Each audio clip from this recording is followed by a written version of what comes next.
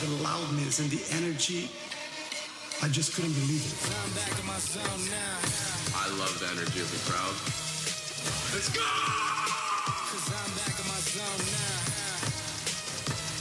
I'm gonna keep burying you into the ground as fast as I can and as deep as I can. I enjoy when things get a little saucy. Give me a freaking break! Every match you play feels like it's the finals. Fire, you want fire. And that's what the fans want to see. That's what intense tennis is.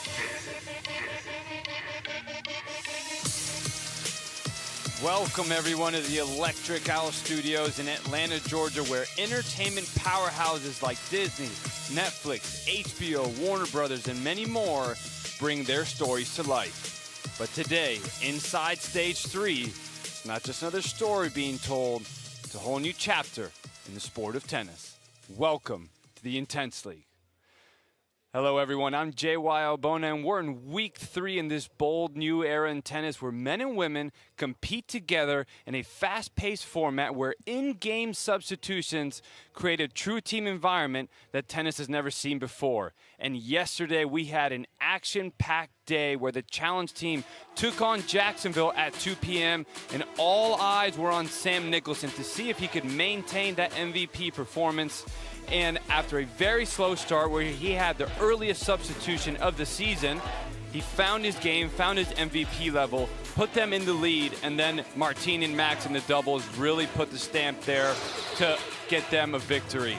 Then last night at 7 p.m. in our primetime matchup, Atlanta versus the host Tampa, Kevin King really showed up in the singles, playing his best tennis of the season so far. Ava Haraster really made a case for the co-MVP of the night as she found her best form of the season, and it was really too much to handle until even then Kevin King asked for more and finished it off in the doubles. Today, though, coming up at 2 p.m., we have a revenge matchup in week 1 where two great coaches are going to go against each other. Claudio Pistolesi for Jacksonville, Yelena Labat for Tampa, where after a poor week 1 performance, they reloaded and found some new key pieces, and they are ready to serve up a different outcome. But before we get to today's matches, we have to get into the rules that fans are going to need to know as they follow today's matches. Hey, it's Trent from Team Atlanta. If you want to watch Intense, you got to know the rules because it's different from the tennis you're used to. Let's go. Intense is a team sport. Each team consists of 6 players, 3 men, 3 women, roll on, roll off, substitutes all throughout. Each Pro League duel is made up of 3 matches, men's and women's singles, men's and women's doubles, and mixed doubles. Each match is made up of 3 10-minute bolts with shot clocks in use. Each team has 2 timeouts per match. We have easy-to-follow numerical scoring with 1 point for a regular win and 2 points for a clean winner. One toss, one serve. Once the ball is in the air, you gotta hit it, make it, or lose the point. The server sets the pace. Returners must be ready, and there's a maximum of 14 seconds between points. Bolt 6 electric line calling will be overseen by intense officials. At the end of each match, the highest score wins. A deciding point will be played if teams are tied at the final whistle of the final bolt. The team with the highest aggregate score at the end of the final ball of the final match is declared the winning team and takes home the cash. Got it? Good. Enjoy the matches.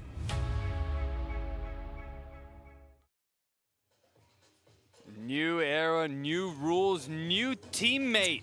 Kelly Kroll, welcome to the team today. You guys, first of all, I am so thrilled to be here working with both of you.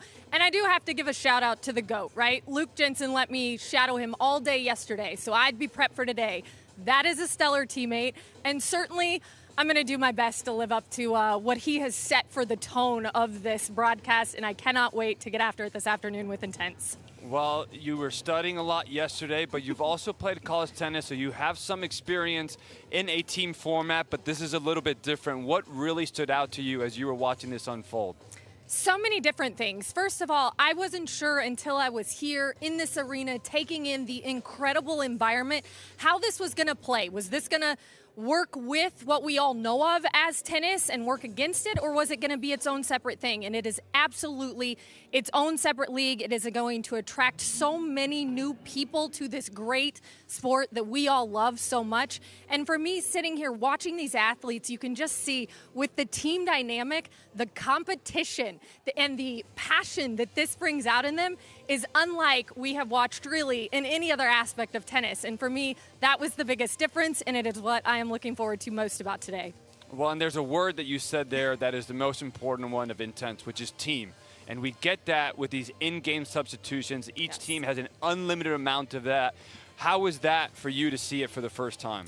Yeah, well, having seen that, right, in a lot of other sports, when you consider NBA and guys coming off the bench, or you look at Major League Baseball and you've got the guy who's going to come in and pinch hit, that's completely different for tennis. Nobody's ever had to sit on the sideline and then come in cold and be ready to go and not see a drop-off. And so to watch someone like Annabelle, who did it yesterday, she has basically filled a role that is so hard for these tennis players, which is 10 minutes of a bolt. I'm going to come in at 6 minutes, maybe. I'm going to come in at 2 minutes. Maybe they need me in the last minute. And I have to be ready to go like I have been out there for the last 3 minutes, and I am already in this groove. And so I think that is so difficult to do, and we're seeing these players already pick up on how they're going to have themselves ready to go in those moments if they are called upon.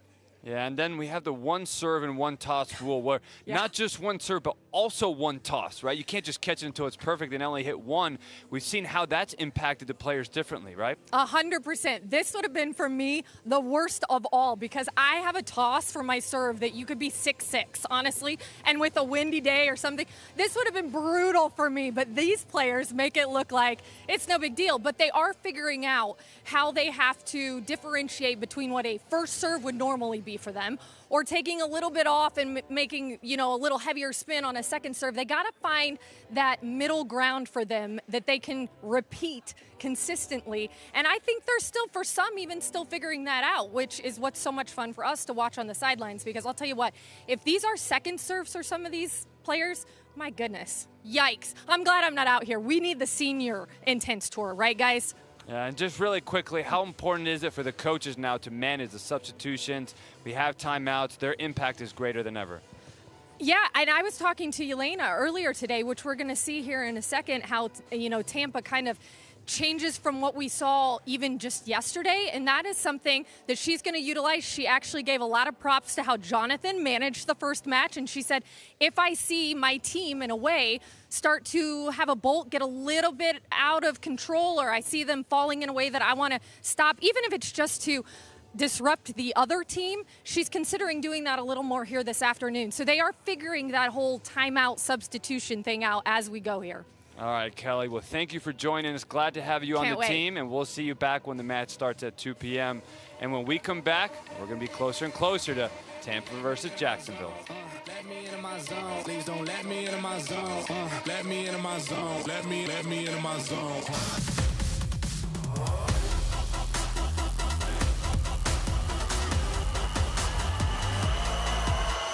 This week is the first time we're in this INTENNSE Arena. Super excited about it. Everything's neon, everything's lighting up under the purple lights. It's like a basketball arena. You feel like you're playing for so much way bigger than yourself? First time stepping on a court is going to be crazy. There's definitely going to be intensity and energy. Let's go!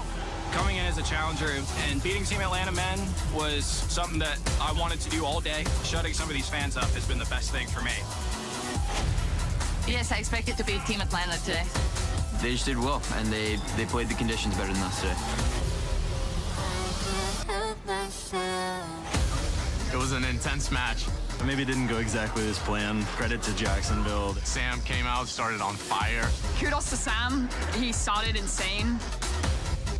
I just tried my hardest, and I got the win today. Intense League, get there, get at it.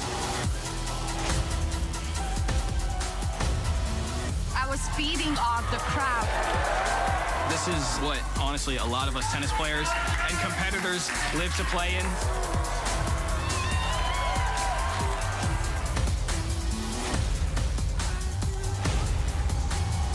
That was the most most fun tennis match I've ever played in my life.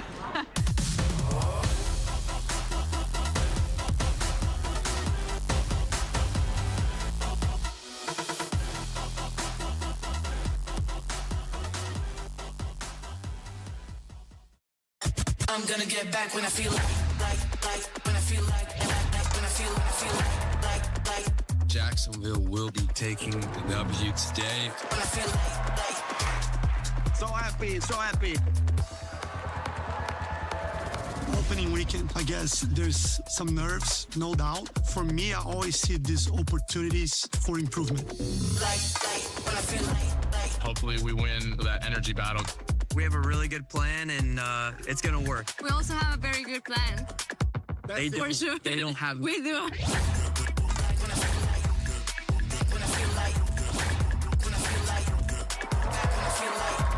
Yep, awesome. Marcelo did a great job firing us all up. Somebody has to lose, someone has to win, but I know it's going to make us hungry to come back and beat them. I want us to be the most passionate, most resilient team in the league. gonna get back when I feel like when I feel like don't give me I like competition, so yes, I get a little bit intense. That was good, that was good. My name is Alejandra Cruz, and I will be playing for Team Jacksonville. I grew up in Mexico City. My parents, they don't play any sports, but my mom loves tennis. She really liked it. Next to the soccer field that I used to train, there were tennis courts, and my mom was like, oh, you should try tennis. I remember I love running to hit a tennis ball. I prefer that over soccer. I like more the intensity of tennis, just having that pressure on yourself. I also liked more like the training. In soccer, I don't know, it was too like repetitive. I like tennis, it's very like dynamic. So I started playing more competitively. Tennis is not that big in Mexico, at least when I was growing up. It's hard to find people that wants to have a competitive level, and tournaments are hard. When I was 14, 15, I have to move to an academy in the south of the country just to practice tennis with better quality, better coaches, better players. It's in Mérida, and the academy was called at that time Crédito Real, but now it's called TCP. I had to learn a lot of things by myself. It's kind of tough in juniors because you are doing this travel, and if you lose, you are out. You know, there's no like consolation match. There's no let's do it again or nothing. You have to wait a whole week to play the next one. So it gets kind of tough and kind of lonely. It was hard at the beginning, but it gave me opportunities. So I don't regret it. My best ranking ITF was 69 in the world. Juniors, I was number 2 in Mexico, like national. I won the J2 in Mexico in singles and doubles.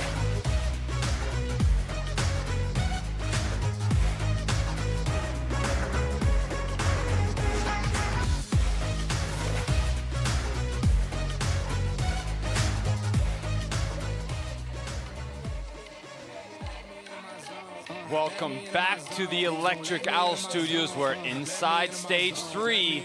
It's the Intense League, and we have Tampa today, not Atlanta. Atlanta was last night. We have Tampa versus Jacksonville coming up shortly here at 2 p.m. And it is going to be an incredible day. We've had a great action-packed weekend already, and this is our last duel of the weekend. And we have to take a look at the Tampa lineups. We're going to get started on the men's side first with Nori Smiles Adam, the captain there. We're going to have Sam Frizzell, but then we have to talk briefly about their new piece, KP Panu, who got his first experience last night. We'll see how he comes back today. And then on the female side, we have Day Souza, Kate Sharabura, and Sion Mendez, who put on a great performance with a huge comeback last night. And we are going to get to talk to her right now and see how she's feeling as they try to recover from last night. Welcome, Sion. Hi. How you doing after last night? Honestly, very excited for today. I think last night was a good learning curve for everybody, and we're just excited to get back out there and do well for the team. Yeah, now I know things didn't work out for the team, but you had an incredible comeback once you started to find your form. So you must feel pretty good, at least about your own performance. Yeah, no, I felt great. I thought I played as solid as I could, and but honestly, I just want to get the win for the team. So hopefully we can get that tonight, and we'll see how we go. what's been the conversation within the team and some adjustments that you want to see from last night to today? I think we just got to start off a little bit stronger and just make a lot of balls, and especially for the guys, not go for those 2-pointers and just concentrate on their game a little bit more and not so much on the timer and what the score is at that point in time. Just play their game, honestly.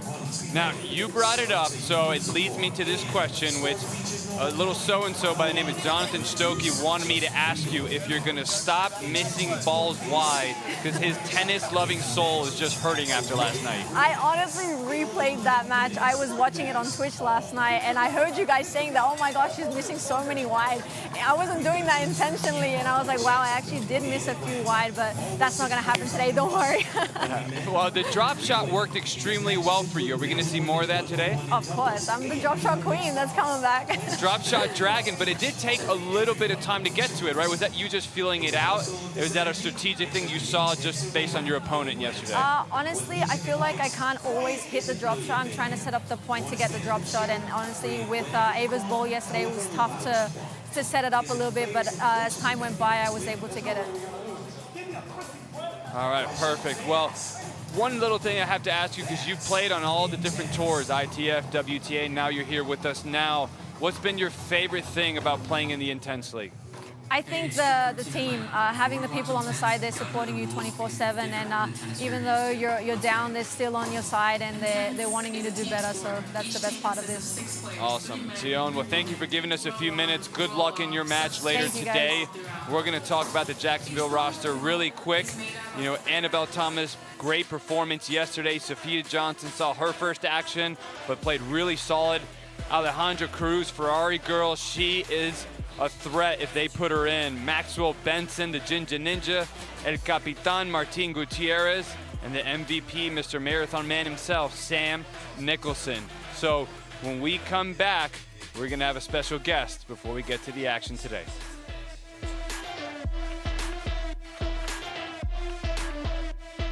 I'm gonna get back when I feel when I feel Jacksonville will be taking the W today. So happy, so happy. Opening weekend, I guess there's some nerves, no doubt. For me, I always see these opportunities for improvement. Hopefully we win that energy battle. We have a really good plan, and it's going to work. We also have a very good plan. They do. For sure. They don't have. We do.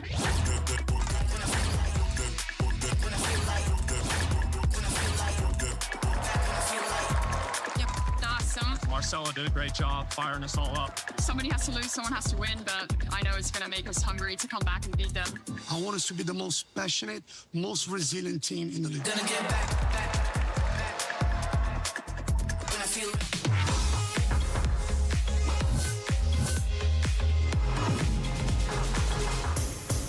My name is Martin Gutierrez, and I play for Jacksonville. I chose to play Intense because it's that team format that I love. 2 points for winners. It just makes it more interactive, and I love the energy of the crowd. I started playing tennis here in Jacksonville. I was probably around 8 years old and worked my way up. Played at Barry University. I won with the team 4 national championships, 3 NCAAs. In matches, I definitely bring up the energy. I like to hit the ball hard, like to hit a lot of winners, run around the backhand. Came up with the forehand guy because I was coaching and playing. My favorite shot was the forehand, and then wanted to create a social media channel where I can motivate people, help people get there too. In all sports, I've always pushed myself to see how high of a level I can reach.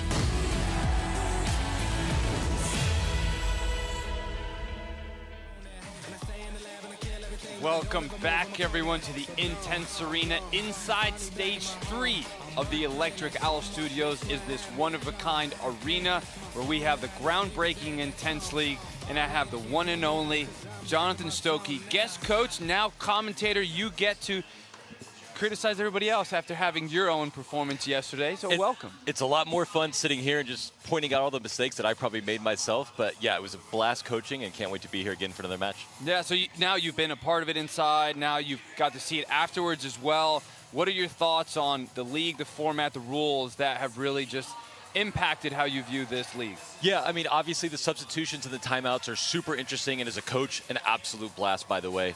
But one thing that picked up yesterday are these 2-pointers, right? We actually found out there were a couple matches where we won about the same amount of points as Jacksonville, but they had more 2-pointers, and that's why they won the Bolt. So how teams try to get more opportunities for winners, how you prevent those 2-pointers, those are absolutely massive.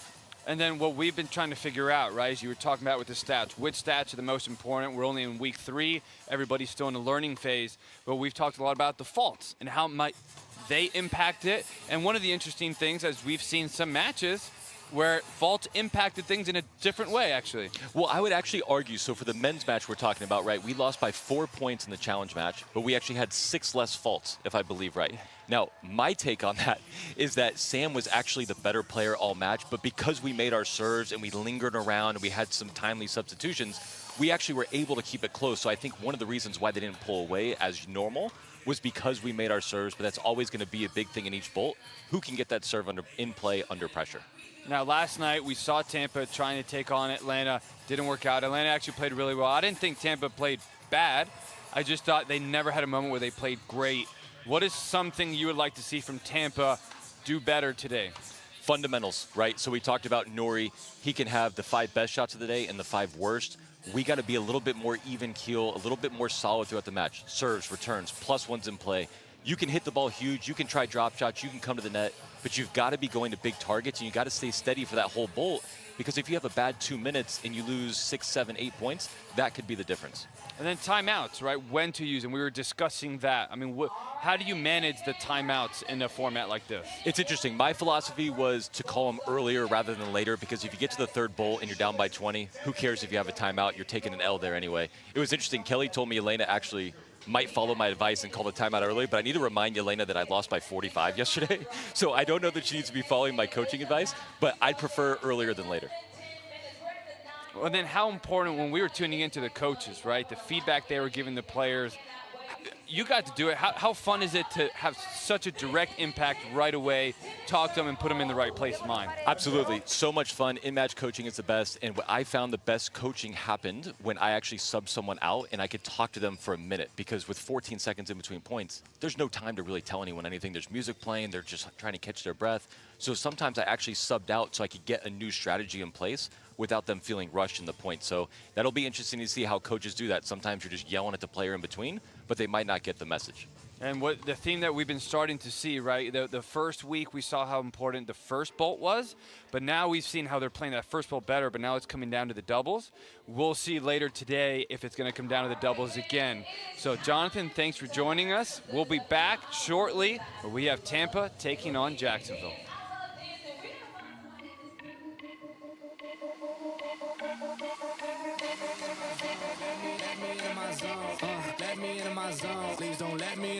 I don't know what dirt people are digging up on me that they can trash talk me on, but you never know what people might find. Yeah, I definitely take pride in my fitness. That's kind of my superpower on the tennis court. More superhero or supervillain? I'm definitely more of a superhero than a supervillain. I feel like the villains in Intense are going to be off the court. I think some of the outside fans and distractions could be a make or break deal in this league. The fans have free reign here. That's what's so cool about it. You can cheer whenever you want. If they keep chirping, then I'm just going to have to raise my game and silence them through my tennis. We're going to have to really just dial in and focus on what we can control, which will be less than usual. Hopefully there's no villains out there.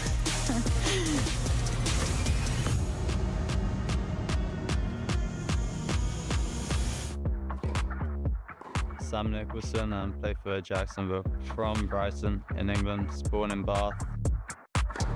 I got started because I had a lazy eye, my right eye, and the doctor said you need a ball coming at you.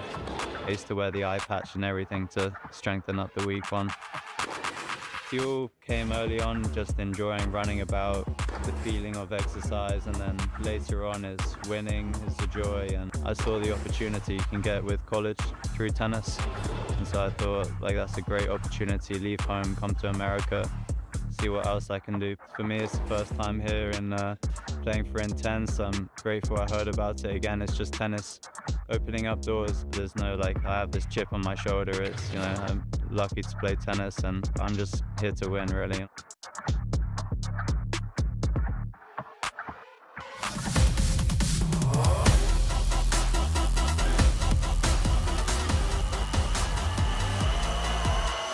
This week is the first time we're in this INTENNSE Arena. Super excited about it. Everything's neon, everything's lighting up under the purple lights. It's like a basketball arena. You feel like you're playing for someone much way bigger than yourself?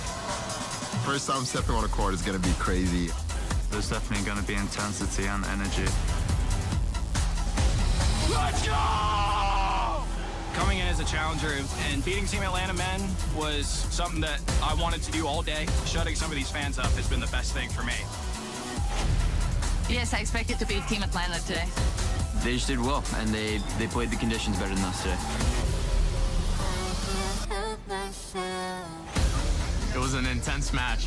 Maybe it didn't go exactly as planned. Credit to Jacksonville. Sam came out, started on fire. Kudos to Sam. He started insane. I just tried my hardest and I got the win today. Intense League, get there, get at it. I was feeding off the crowd. This is what, honestly, a lot of us tennis players and competitors live to play in.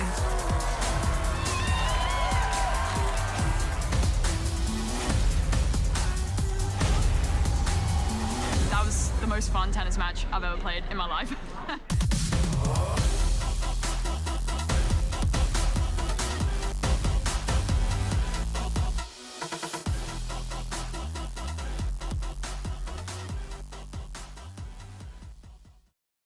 I'm gonna get back when I feel like when I feel like when I feel like Jacksonville will be taking the W today. when I feel like So happy, so happy.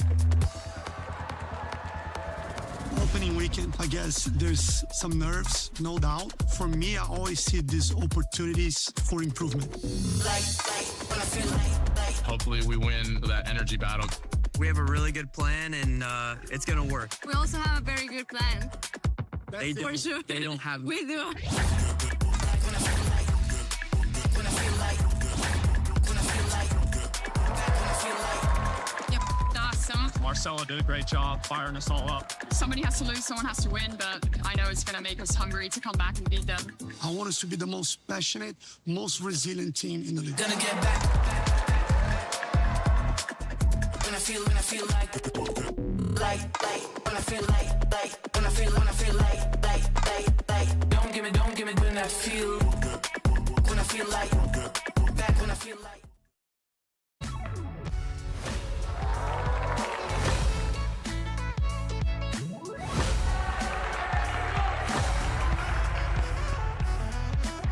I'm Nuruddin Adam.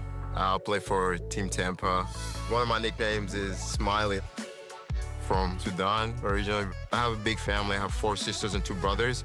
I'm very thankful for my parents because they did more than what they can just to make sure that we don't need anything. My history with tennis, it started with my grandfather who used to work as a caretaker at the tennis club. And back in the day, tennis always for like the high class. My family comes from a lower class, so there was no chance of me being here. My dad grew up and started working there as well. Gave him like a small house in the tennis club. And then ended up being a coach. Like he learned playing tennis, he learned all the techniques. The moment you were born, you start walking, here's the racket, the court is literally 5 meters from the house. So like, it's crazy because I think about it almost every day. Just me being here, like, what if my dad just decided to do something else? I was number 8 in Africa, playing 14 and under, and I get the chance to play the Masters, where like the top 8, getting my first ATP point at the age of 16. That's when I was like, oh, like I can actually like play.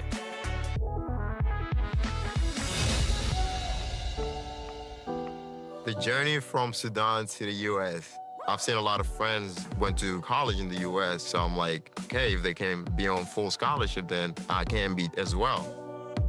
I think my mom is mad at me up to this day about it. So-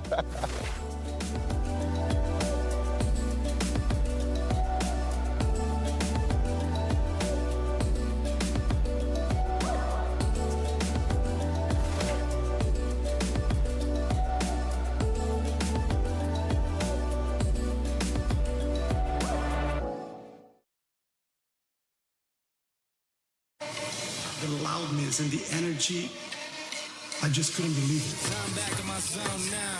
I love the energy of the crowd. Let's go! Welcome everyone to the Intense Arena in Atlanta, Georgia. I'm JY Obona, and we have our final duel of the weekend where we have Tampa hosting Jacksonville, but we are a new format, so let's take a look at the rules that fans are gonna need to know as we follow today's action. Hey, it's Trent from Team Atlanta. If you want to watch Intense, you gotta know the rules because it's different from the tennis you're used to. Let's go. Intense is a team sport. Each team consists of 6 players, 3 men, 3 women, roll on, roll off, substitutes all throughout. Each Pro League duel is made up of 3 matches: men's and women's singles, men's and women's doubles, and mixed doubles. Each match is made up of 3 10-minute bolts with shot clocks in use. Each team has 2 timeouts per match. We have easy to follow numerical scoring with 1 point for a regular win and 2 points for a clean winner. One toss, one serve. Once the ball is in the air, you gotta hit it, make it, or lose the point. The server sets the pace. Returners must be ready, and there's a maximum of 14 seconds between points. Bolt 6 electric line calling will be overseen by Intense officials. At the end of each match, the highest score wins. A deciding point will be played if teams are tied at the final whistle of the final bolt. The team with the highest aggregate score at the end of the final ball of the final match is declared the winning team and takes home the cash. Got it? Good. Enjoy the matches.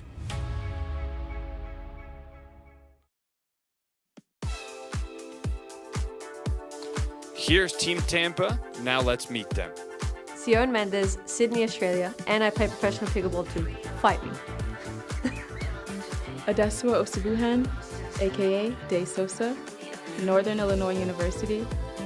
I was supposed to be born on Halloween, which is probably why I love wearing black. Kate Sharabura, Georgia Tech, and I'm a dual citizen of the US and Canada, eh? Nori Adam, FAMU, and I'm also a SoundCloud rapper. Played a lot of sports, they didn't make no sense, so I picked the tennis racket. It was more intense. KP Panu, Columbus State University, and I'm from New Zealand, and I'm the only tennis player you've ever met who plays rugby. Sam Frizzell, Xavier University, and I can play piano, guitar, and clarinet at the same time. Kind of. Not very well, but we get it done. That's Team Tampa, and now let's meet Team Jacksonville. Annabelle Thomas, the University of North Florida and Clemson University. And I played over 10 different sports growing up, and I could beat you at all of them. Sophia Johnson, Old Dominion University, and I speak Hungarian. Viszont látásra. Alejandra Cruz, Georgia Tech, and I play for Team Jacksonville, but I have never been to Jacksonville. Max Benson, Presbyterian College, and I love bubble tea. Martin Gutierrez, Barry University, and my favorite fruit is mango. Sam Nicholson, UNC Wilmington, and I'm the first tennis player in my family. And that is Team Jacksonville. All right, those are our teams, but now I get the honor of introducing my partner for the day, Jonathan Stokey. Welcome. Hey, man, I'm glad you let me back. I lost by 45 yesterday as the coach, and I used a bad word when I was out there, so I'm just happy to be here. All right, just really quick, one rule. Which one are you looking forward to? Substitutions and timeout. We're going to see what Yelena does today. All right, awesome stuff. Well, good luck to the teams. Let's take it to our PA announcer right now. All right, Intense Arena, it is time for Intense Tennis. We got a great duel today. We got Jacksonville versus Tampa. First up, let's meet Jacksonville, led by their coach from Rome, Italy. He's a former top 100 player in the world, and Jacksonville, El Capitano, and my friend, make some noise for Claudio Pistoletti. From Brighton, England, a two-time first-team All-Big South player, standing tall at 6'3", number 2 on his jersey, but number 1, especially in my heart. Make some noise for Sam. Don't stop, get it, Nicholson. From Albany, New York, he's the 2021 Big South Player of the Year and the best trash talker on the team. He's my dog. Y'all make some noise for Ginger Ninja, a.k.a. Maxwell Benson. From Columbia, by way of Jacksonville, Florida, a.k.a. Duval, a 4-time NCAA champion, also a social media heartthrob known as the Forehand Guy. Make some noise for Martin Gutierrez. From Somerset, England, currently pursuing a master's in applied physiology at Clemson University. She's constantly analyzing her competition because she is not about those games. Make some noise for Annabelle Thomas. From Mexico City, having represented Mexico in the 2020 Federation Cup, famous for their forehand and, of course, trademark cruise missile serve. Make some noise for Alejandro Cruz. From London, England, a former top 10 ITA ranked player, Hungarian with her background and hungry for wins on the court. I need everybody in this building to make some noise for Sophia Johnson.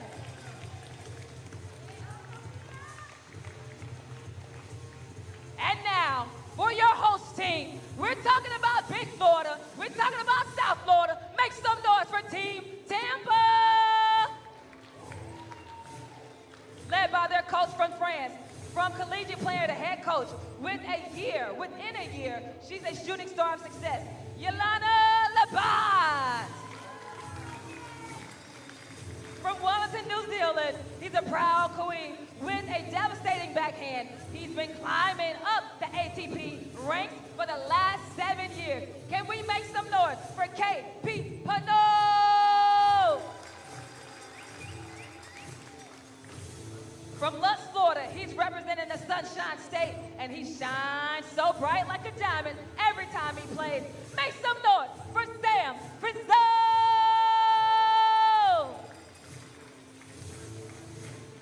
Now this one, he has the biggest smile. He's a standout all the way from Sudan. He's a standout as well on the ATP Tour since he was 16 years old with the biggest smile. What a bigger game. Make some noise for Smiley, a.k.a. Nori Adams. Right here from Atlanta, Georgia, a multiple All-ACC honoree, standing at 6'1". She towers over the competition, both physically and mentally. Make some noise for Kate Shabora. From Hazel Crest, Illinois, as the Nigerian team captain, she made history winning Nigeria's first ever match at the Federation Cup. Can y'all make some noise for my friend, Asudea Osobuhayen? From Sydney, Australia, rooted in Argentine fair, she came all the way down from under to be on top with intent.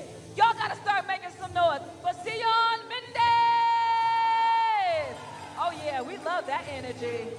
Make some noise for both of our teams.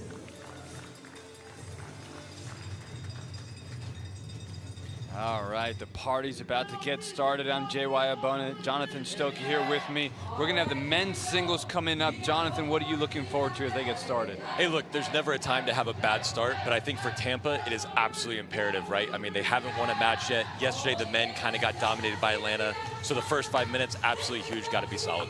Who would you start for Tampa?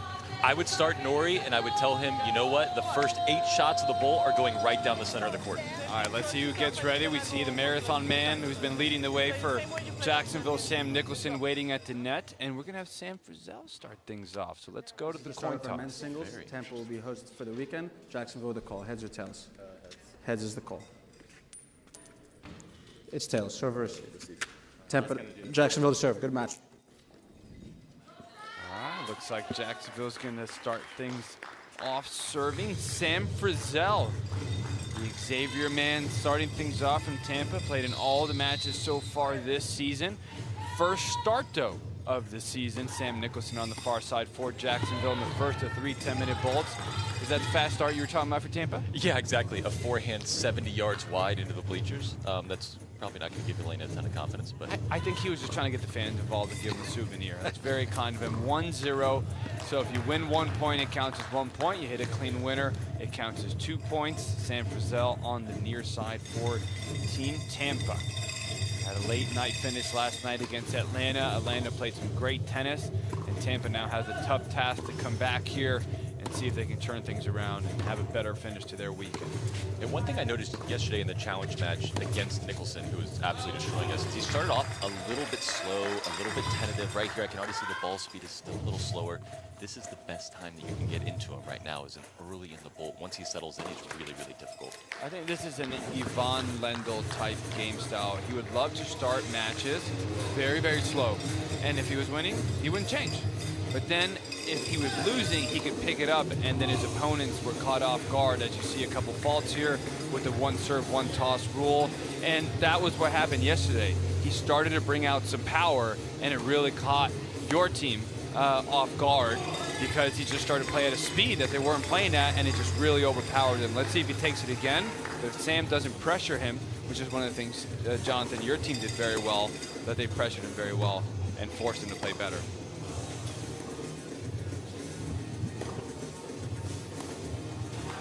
All right, good shot there. Sam Frizzell, 3-4. And look, if you're Elena, you're happy with this. Right off the bat, okay, 7 points, 3-4 down, nothing's happened. Getting Sam a little bit of confidence. Oh boy. Uh-oh. +2. And you know what I learned actually from Kelly is that he's ambidextrous. He grew up hitting some left-handed forehands, which I wish I had known before yesterday, because that backhand line is so automatic. But now it all makes sense to me, just a day too late. Yeah, like Rafa Nadal, ambidextrous, right? And that's why he has such a good backhand. So there you see one of our rules here. So if the serve hits the net and goes in, we play it here, as Sam misses that forehand long as he tried to take advantage of an opening but missed it.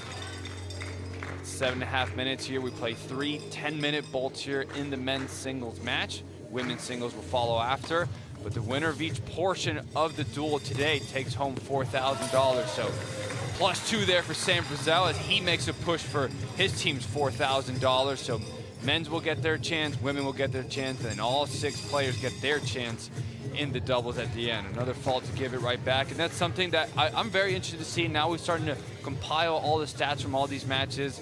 How much do faults actually impact it, or +2s impact it even more as we trade faults back and forth? Well, I mean, one simple thing, this isn't rocket science, but we can miss these serves in 3 places. We can miss net, wide, or long. Let's just try to take 2. Let's hit up on the ball, get the net out of play. Let's aim in the body. That was a great serve right there. If we're gonna miss a serve, it should be deep every time. There's no place to miss a topspin serve in the net. Easy to talk about, rocket science stuff when you graduated from Duke. Exactly. And by the way, I just found out that like everybody in the truck went to Florida State, so now I'm even more amazed that this production functions on a match-by-match basis. I'm actually so proud of all you guys. Let's get back to the match. Sam Nicholson has an 8-7 lead on the far side for his team. He's played over 90% of the singles minutes, and why not? He's done an incredible job. Off to a solid start, nothing too crazy. 9-7 here.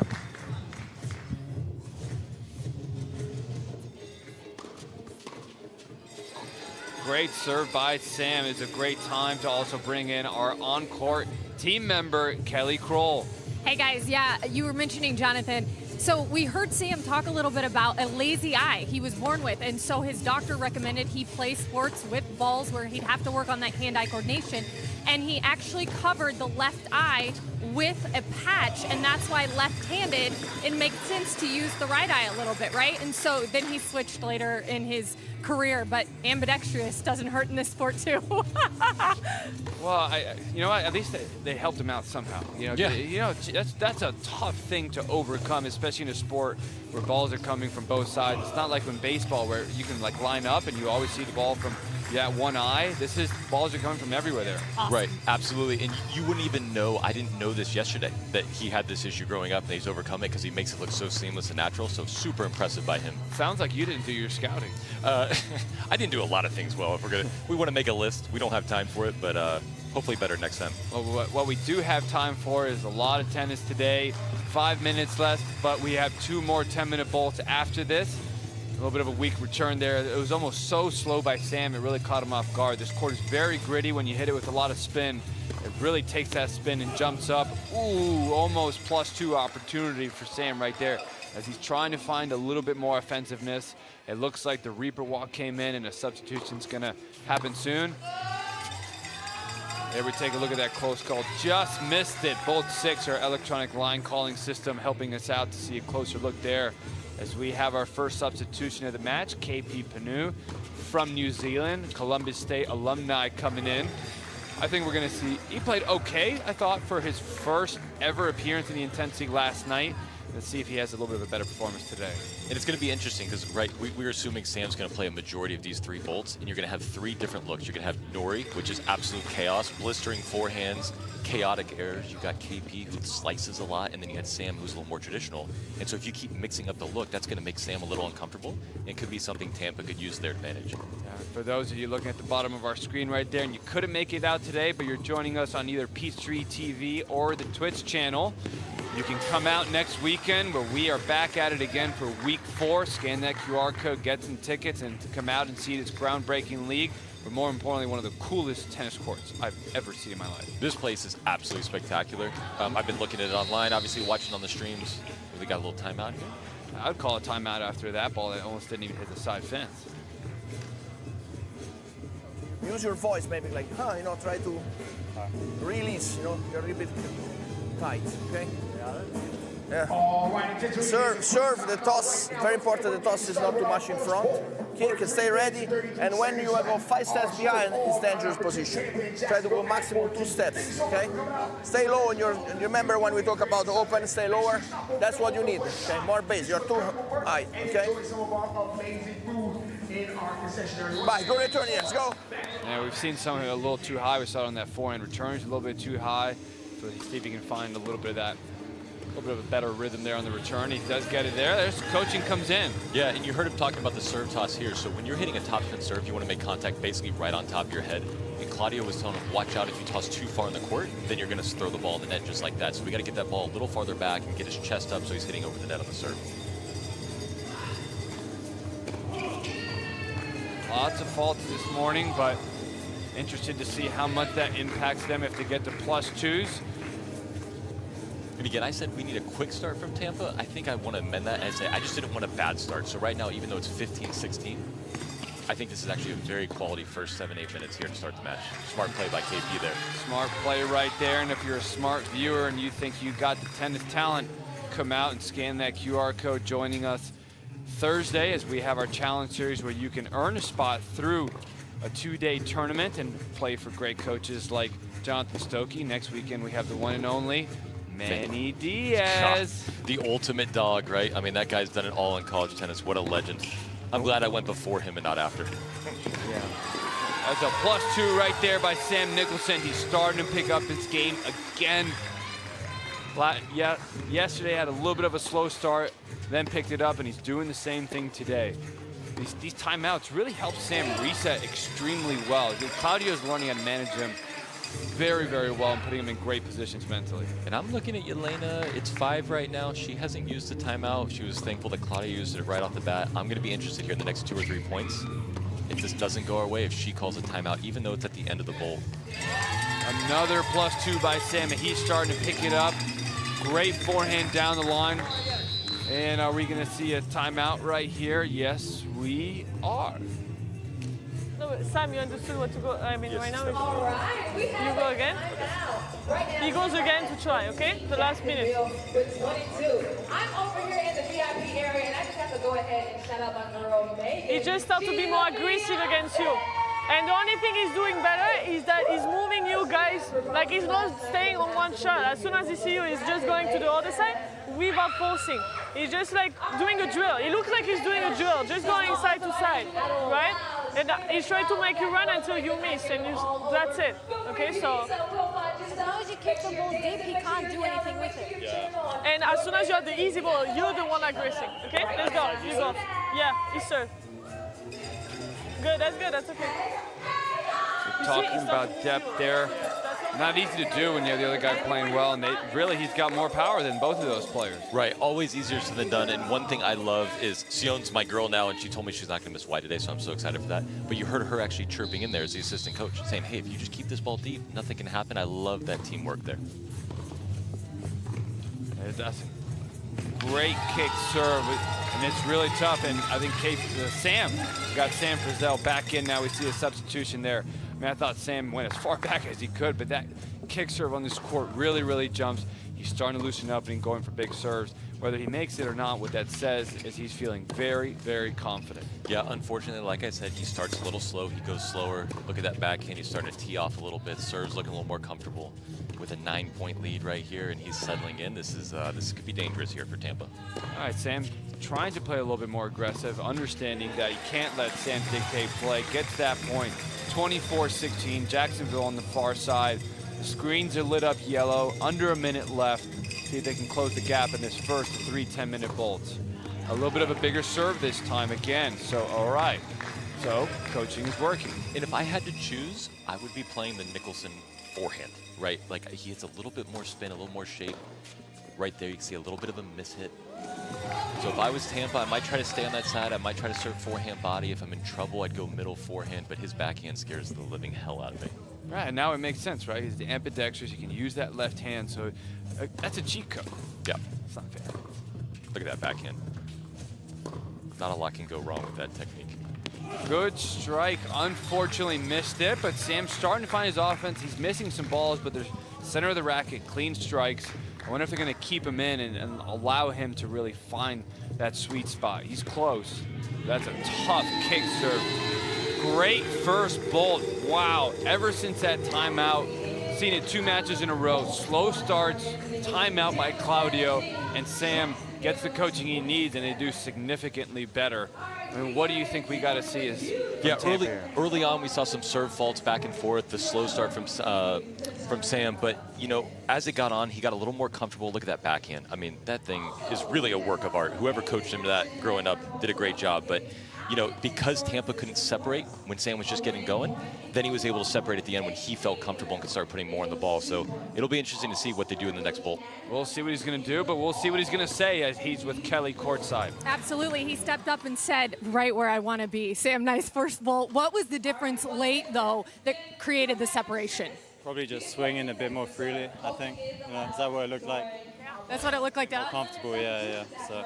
Does it take you a moment, even though you've gotten used to this format, to kind of get yourself to that place? Yeah, it did. It took, 7 minutes or so? So, yeah, maybe it did. Tell me what the difference was when you went from seeing Sam, to then seeing KP. I'm not sure I want to comment right now. I've got to go against KP. Is that his name? Got to go against him again. So I still feel good out there. I know I can do my thing. So. He's making me work for questions today, guys. Last thing, the one toss, one serve certainly affected that bolt early on. How did you finally kind of pick up in that area as well? Just focus on what I've been working on the serve. I was serving last night at Georgia Tech, working on my thing. So, yeah, carry on working what I'm working on. It's still practice still. All right, good luck, Sam. Thank you. Bolt 2 of the men's singles coming up. Yeah, I love it, Sam. Way to make Kelly work. First day, yeah, let's get to work here. Come on. There we go. All right, we're going to have our second bolt coming up. We have Miss Intense getting the crowd ready and rolling here. KP Panu's going to come back. Someone didn't have a good catch up there and missed out on his shirt. Yeah, I want that shirt. That was a good throw, that's for sure. Hey, I'm still begging for that Intense polo. Me too. So look, KP right here, I mean, goes without saying. First 5 minutes, absolutely crucial. I'd like him to use that slice, and I'd like him to use the forehand more. See, I don't want any part of that backhand. But that shot right there, maybe we can compete with Sam a little bit. Deep forehand right there, right, attacking it deep. forced the error, 27-18. Sam Nicholson on the far side for Jacksonville. KP Panu on the near side. Didn't play too far from here at Columbus State. Was really excited to get selected to play this week for the Intense team. Brought a lot of friends to come up and watch, get to experience this brand new league. And there's that forehand middle. It just doesn't sound the same. I don't know if you can hear that, JY, but it's just a little less clean. That's what KP brings, right? He brings that little slice, a little feel, something different. But I'd like to see this. I know it's a little unnatural sometimes for people with the topspin serve, but forehand body. If you get this out wide to Sam, I mean. Especially with that length, right? When you jam him forehand body, because when you stretch them a little bit, they have great. That's actually better that he missed it. It doesn't give him a +2 opportunity, but when they're long, you want to jam them close, because it's hard to really get them out there because they have a great strike zone. Yeah, and he did exactly what I said, and then Sam hit like a 100-mile-an-hour forehand right through the middle. Well, I was pretending he didn't do that, and he just didn't hit a good serve. So, hey, you know what? It's not supposed to work every time, just sometimes. But again, it's pick your poison, right? I mean, the backhand probably would have been just as good, and that's why he's such a great player. Even though he might have a slight weakness, we are using the slight word very carefully. 8.5 minutes left in this second, a 3 10-minute bolt. Jacksonville far side.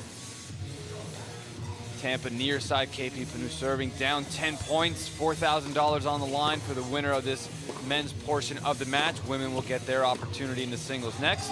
And all 6 will try to work together to get their share of $4,000 in the doubles at the end. And I wonder if it's going to start becoming a strategy against Sam where you say, you know what, if he's going to play all 3 bolts, then we got to go out here and make him work point after point after point. We actually don't want to be aggressive. We just want long points to see if in that 3rd bolt we can make up some ground, because right now we're having some quick serves, some quick +1 errors. We got a short little technical timeout, which gives us a great opportunity to thank the Peachtree Sports Network and everybody joining us there.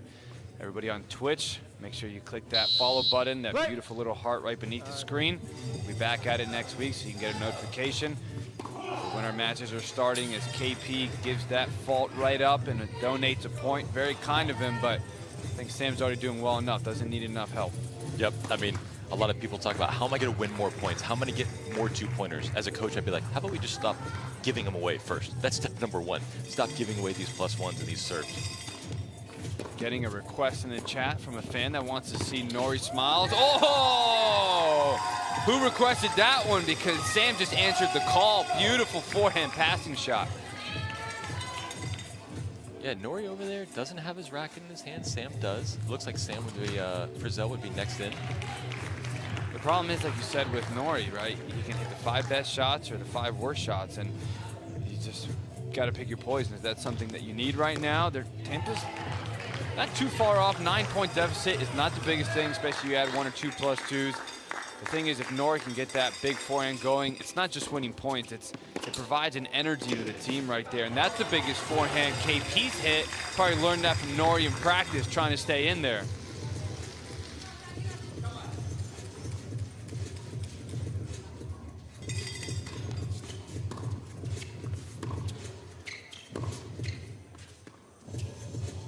First little dropper of the day that we see. KP with a passing shot. +2, great shot by KP. Kelly, what are you seeing down there? Perfect timing, because we heard Yelena say it was like they were making it a drill for Sam, right? Just back and forth, back and forth. So, shocker, Sion said throw in some drop shots. There's another one. So KP taking a little note from his teammate, the drop shot dragon. I mean, is there anything Sion can't do? Right? She could be on here with us too. Yeah, she could be commentating, winning her match, and coaching for the men all at the same time. I think they were practicing drop shots, and she was teaching him this morning. Yeah, feeding it, telling him how to do it, setting up the targets. She knows what she's doing, especially on that forehand side. Those are the Argentinian roots and European training right there on the red clay. There's a little DNA in there, for sure. I'm waiting for the Intense League red clay court season. All right, there's that slice approach that KP has. And look, right now, you look over. Jackson, he's a little breathing heavy right now. Look, you can see him take a deep breath, tongue out. This is where I want to make this guy work all day long. Did I just see Claudia do the Reaper walk? He said something over to Sebastian. No, I don't see Max or Martin with a racket in their hand, no. Hey, look, I know the signs of the reaper. Yeah. Okay, if you Yeah. want to know when the sub is coming, just let me. I'll give you the 1-point heads up. I know that vibe now. You have the spidey sense. Exactly. That's why you're here. The Stokey spidey sense. It's You never make wrong. up for my weaknesses. Yeah, the spidey sense is never wrong unless it is. Great touch right there. Yeah, there's actually a smart play where KP was in a terrible position over there and chose to just tap it instead of try to put it back in play and give Sam an opportunity for a +2. Problem is he's never going to make it on SportsCenter if he does that. That's true. You know what? Winning is more important to some people. Who would have thought, right? But it's good news, bad news for Tampa because this is about the same spread that we started the Volt with. So we've gone 5-6 minutes in. Okay, there's a little crack. Well, off pace. But we haven't really made up any ground, and time is starting to dwindle here. So it will be interesting. Do you throw Nori in there and go, hey, just shoot for the moon, let's get some 2-pointers? I love this drop shot tactic, though. Look at that. Oh, look at that. Great drop shot, great angle. Hopefully you have a great phone to scan that QR code right there so you can join us next week. What a Oh, he's lighting up on fire now. If you're not here, that's why you got to scan that QR code and come see this for yourself.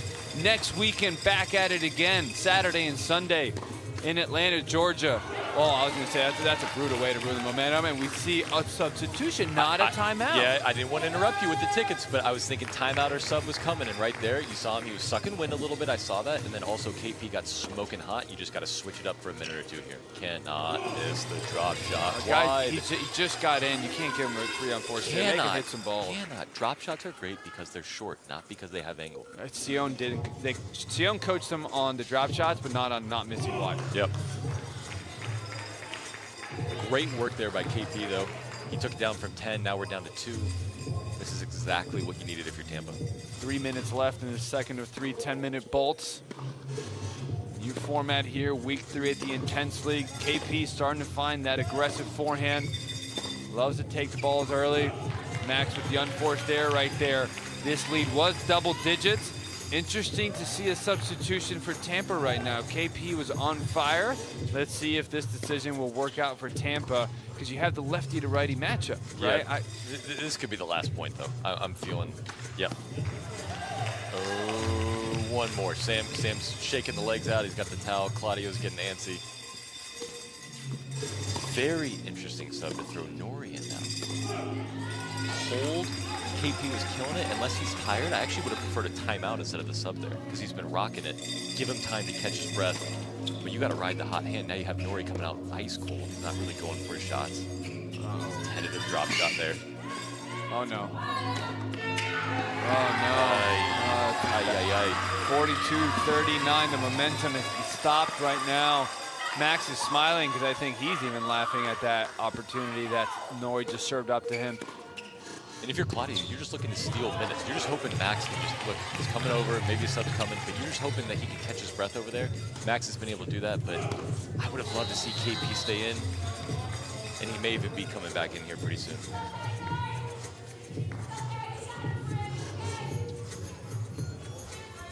.42-40 here for Jacksonville. They're going to review something really quick. Let's see how long Max stays in. 40-42 and bolt 2. Thank you. Replay the point. Play! They're going to replay that point. Oh. Oh my God. No. I don't think, yeah, and we see a substitution. Your spidey sense did not catch that because you were so blinded by the horrible drop shot you just saw, but Yelena just signaled to Sebastian. I saw it. Oh, got it. My spidey I was going to say, no one on. came in yet. See, I think... Come on, Yelena, you're making me look bad. I just tried to prove it's myself. nice, it's cute that you tried, but just leave it to me, buddy. I got it. And now a +2 for Max. Let's get him out. There we go. There we go. Look, I just, honestly, I know it's a little bit first and second guessing, but KP was so hot. I just wish we had a timeout there and just let him keep rolling. Talking about his game mode. What's that? Yeah, for sure. So hot right now. And if you're Sam, you're going, whoa, he's kind of building his lead back up. He can take a longer rest. Yeah, catch your breath, get a drink of water, finish this minute out, then take the minute in between folds. Great job by the Jinja. This is tough because KP had to kind of rest a little bit and now has to find his rhythm again. Okay. That's a great drop shot. He definitely showed up for Sion's class this morning. Maybe that's the thing. Maybe we need an online class, drop shots with Sion. Ooh, for your YouTube channel. Quick little plug right there. Yeah, exactly. I think you should throw her on the Baseline Intelligence podcast and bring her out for a video. I might be messaging her. Inside the Intense Arena. That's right. I would love it. I heard they're going to try to bring you back. Oh, I mean, hopefully. Like I said, I've made so many mistakes this whole weekend that I'm hoping I get a return invite. 48-42. KP continuing to find his way, going with a little fast serve there, trying to sneak in all the points he can. In. Great Smart. forehand. That's smart by Max, just throwing it out to the fence right there. Last 20 seconds in this second of 3 10-minute bolts. And if I'm Yelena right now, yeah, we got a little serve miss, but KP's been the hottest guy in this team. He's going to play the third bolt for me. I'm going to call a timeout. I'm going to ride him as long as he can because he's been doing a great job with that drop shot. He's sprinkled in a couple 2-pointers as well. Max giving his team some great minutes here.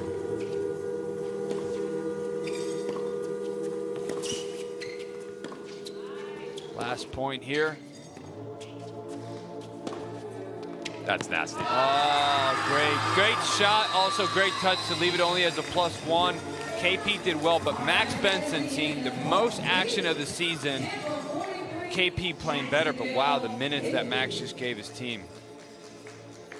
Yeah, he stepped up in a big way. Early in that bolt, it's KP coming to the net, getting these 2-pointers.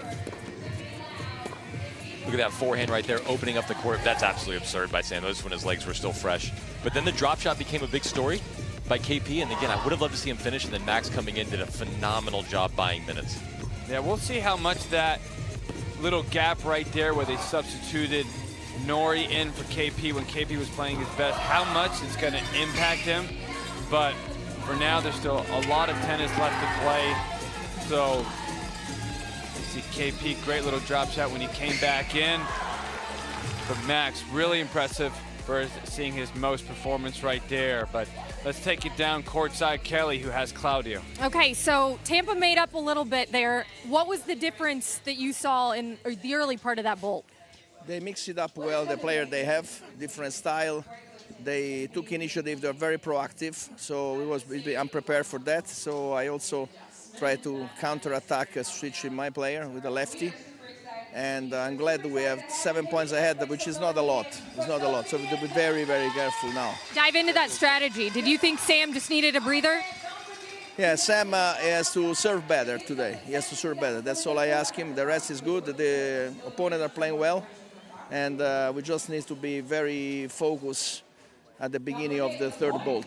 Okay, best of luck. And serve good. Yes, thank you. There you go, guys. The final bolt of the men's single coming up. Final bolt, KP stays in. Sam is back in for Max, though Max played some great minutes. Those were great for Claudio just admit, hey, they threw us off. Yeah, absolutely. I mean, you can see it, so there's no denying it. And I think if he keeps asking Kelly 4 times for Sam to serve better, he thinks it might happen. We'll see right here. But if Sam's making serves, this is over, because that's honestly, I think, his biggest weakness. He struggled with that a little bit yesterday. That's going to make Claudio happy. That backhand you were talking about earlier today. We are in our third and final bolt here where the winner of this men's portion will take home $4,000. KP continuing, great touch. I think he should get a master certification from Sion's class, and he might be teaching it soon. Absolutely. We've seen it be effective across all these duels, all these bolts. Someone who can step up in the court and hit a drop shot, because there's so much running, then they got to get back to serve and return so quickly. It's actually a great play. Oh boy. Oh, he had it right there. So that was a bummer, but see if you can get it next time. And have to give a big shout out to our sponsors that have helped put this groundbreaking league together. Boast, Turn to Grip, Solinco, Emory Sports Medicine, taking care of our players, Sports the Cab. We are in Atlanta, Georgia, in Decatur. Body Armor, Yonex. Love it. Getting that better and better every time. And these are, I've started calling them 3-point plays, right? That forehand volley from 2 points ago. You know, that could be a possible 2-pointer, and instead you give one to the other team. These are the swings. When you're looking at 7 points right here, you're like, man, I'd love a little 3-point gap. And we got a big shout out from our user, Yannick, in the Twitch chat stream, talking about KP slice. It does have a big effect against Sam. Are they going to give him 1 or 2? Because he did touch it, but if the racket was out of his hands, it's still a winner. The racket has to be in your hands when you touch it. KP. Let's see if he's took marketing when he was at Columbus State. He's going to try to sell his argument here.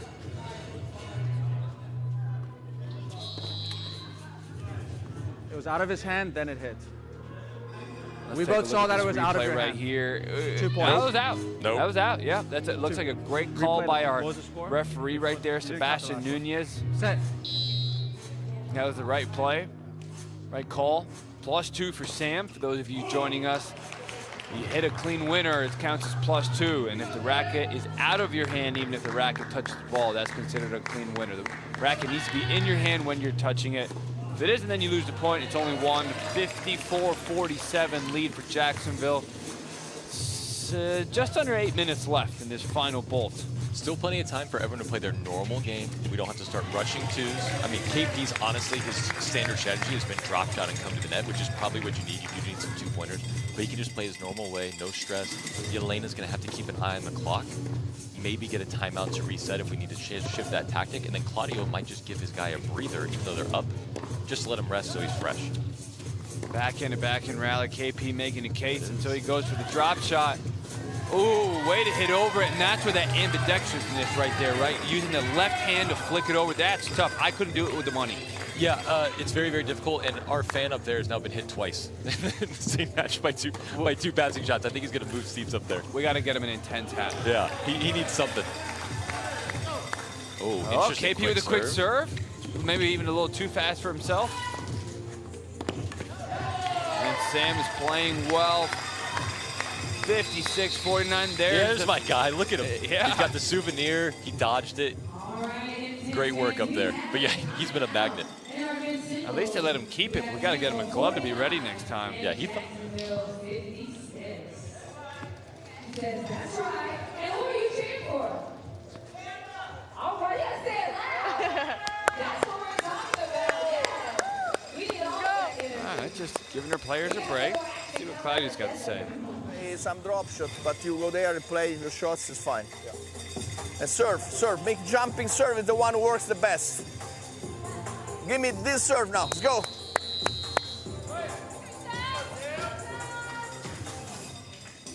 See 2 different coaching strategies there. Just sometimes got to give the players a little bit of a break. For the others, you got to give a little bit more advice.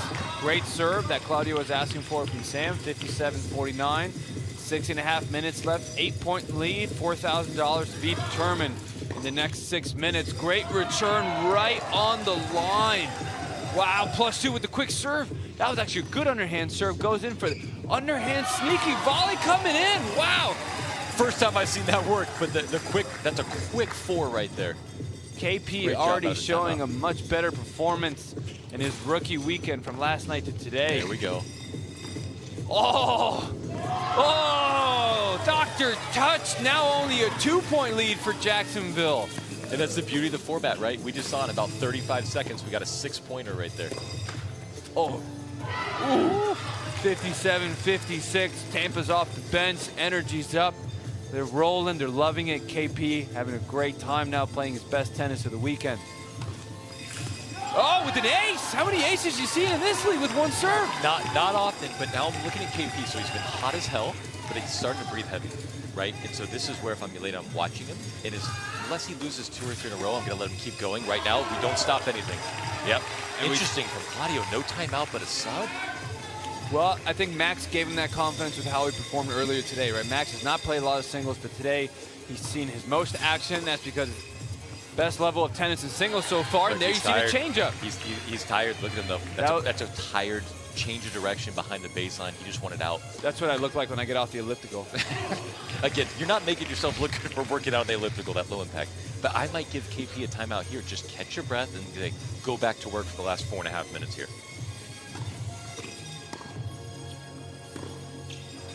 If I'm Max, I just want to keep him out there. Make him move, make him run, make him grind. That beautiful slice Intense Yannick was talking about in the Twitch chat. Up, up, up. Oh. But he missed that. He missed that because he was a step shy getting up to it, right? He's reaching for the ball. Look at him. He's leaned over a little bit. Remember, coaches, we don't get any extra money for keeping timeouts at the end of these bolts. Throw it out there. This is a different fitness with the 14 seconds in between points, more of a sprint than a marathon. 4 minutes left, $4,000 to be decided. Tampa only recently took that lead. That was another tired volley. Yeah, look, KP right now for me, last 2 bolts, best player by far. So all we got to do is manage his fit. Look, we're not taking him out. Come on, Yelena, I see you're looking. Not for the sub. Just give me a timeout. Give me a little gator. Give me a little body armor. Give me a little water. Okay. Sneaking great nasty work. defense. Give me a timeout.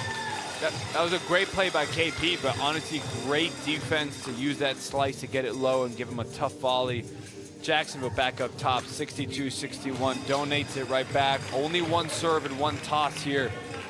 Hey, this is money time. This is where we were yesterday in the men's bolt on the challenge team. We were tied up with about 2-3 minutes left. Fundamentals, making the ball. Well, hopefully we're not in the same spot at the end where a team loses by 30. Yeah. Great backhand coming. Great shot by KP. Thank you to everyone tuning in. Make sure you scan that QR code the next time you want to join in person. Definitely appreciate you watching on Peachtree. That's beautiful.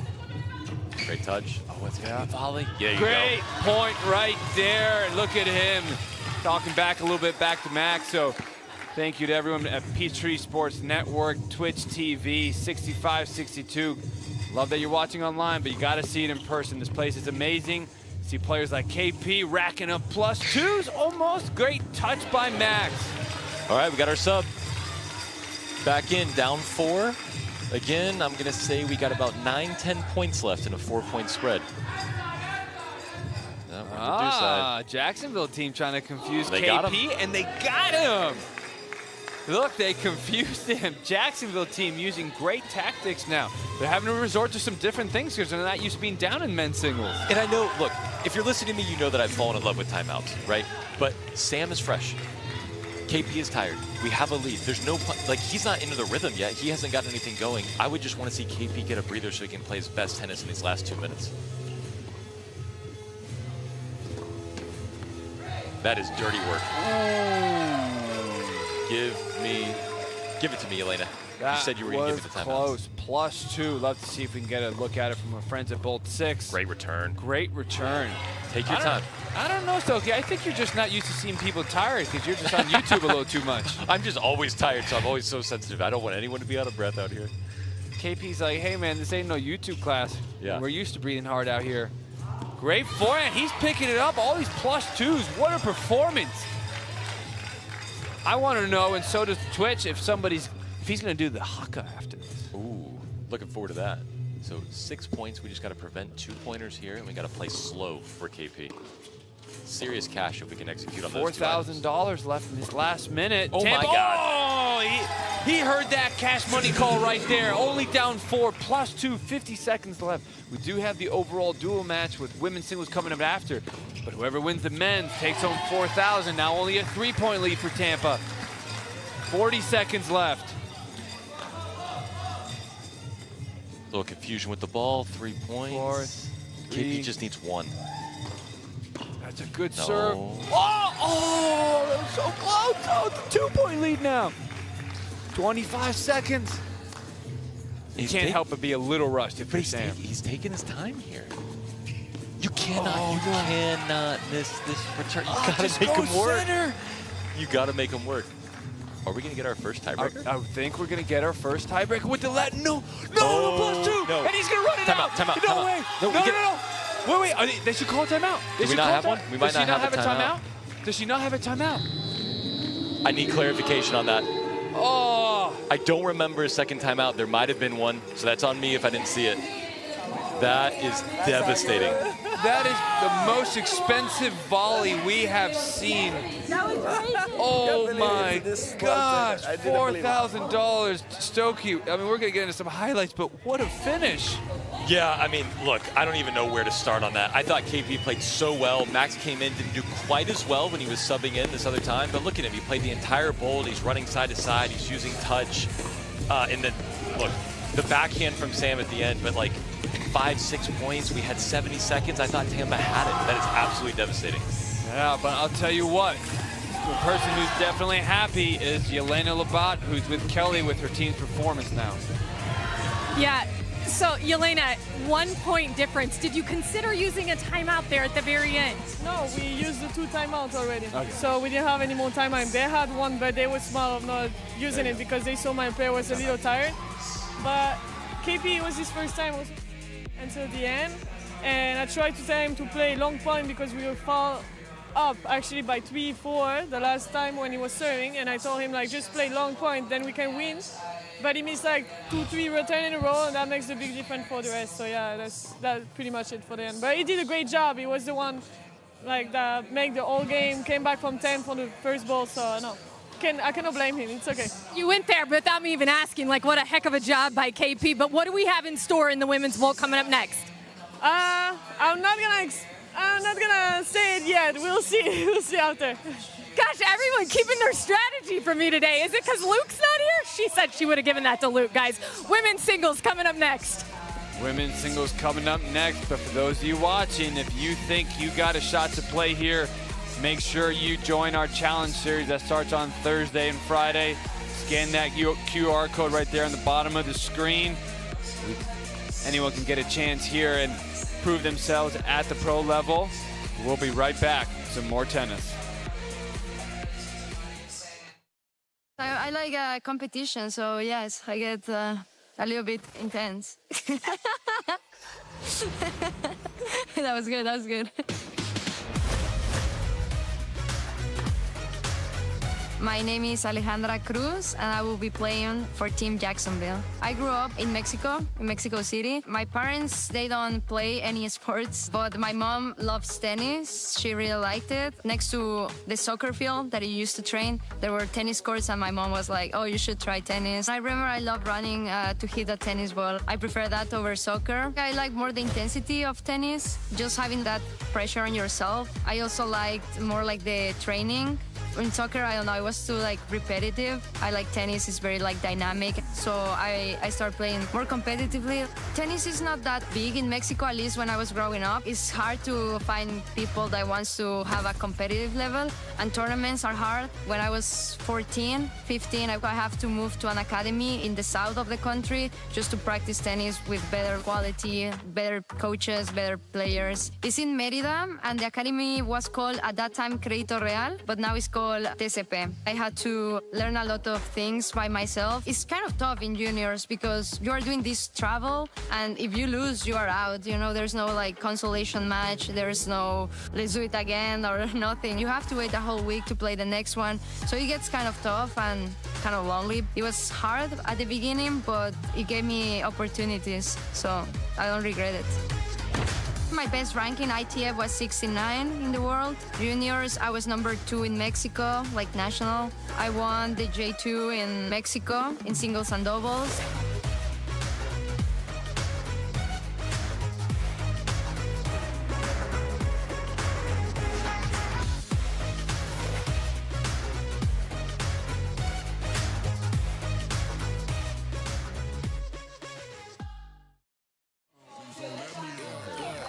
Welcome back, everyone, to the Intense Arena in Atlanta, Georgia. I'm Jay Wayabona, Jonathan Stokey here. Thank you for joining us on Peachtree Sports Network and Twitch. Just had an incredible finish in the men's singles there, where we're playing for two things, right? The men's were playing for their $4,000 and their portion of the match. We do have the cumulative score now. The women are going to take their court in the singles, where they get their shot at $4,000, but also to add on to the overall team portion. Annabelle Thomas, who's been the star on the female side so far. Sion Mendez, an incredible performance. The drop shot dragon. We're going to get things rolling with women's singles, Jonathan. Yeah, I want to circle back real quick. Yelena actually didn't have a timeout at the last one. We were begging for it. So I want to make sure we all know she actually could not call a timeout there, so good for her. Yeah, the thing is sometimes it's just so intense. Like there's just a lot going on. Incredible finish there, but now we're going to get started with the coin toss for women's singles. Tampa is the host. Jacksonville will call. Heads or tails? Tails, please. Tails is the call. It's heads. Serve or receive? I receive. Tampa to receive. Tampa to receive. Annabelle Thomas on the far side for Jacksonville will be serving it up in the first of 3 10-minute bolts. Women will go for 30 total minutes. Doubles action will be after this to finish things off. Sion Mendez on the near side. Born in Australia, Argentinian heritage, had to move to Europe because traveling to tournaments from Australia is absolutely insane. If you've ever taken a flight down there, it takes about 6 months just to get there, 6 months to get back home, and so it's just easier if you just move to other places. An incredible sacrifice her family made to give her an opportunity, but she's made the most of it. She's been a star for Team Tampa. It's 1-1 to get things started. And you never know what you're going to... Oh, there's that drop shot she talked about.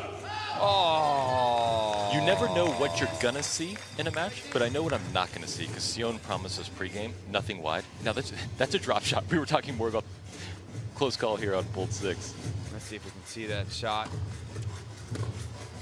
Heavy forehand by Sion. She likes to hit a heavier topspin forehand, and then she'll drive through with the backhand.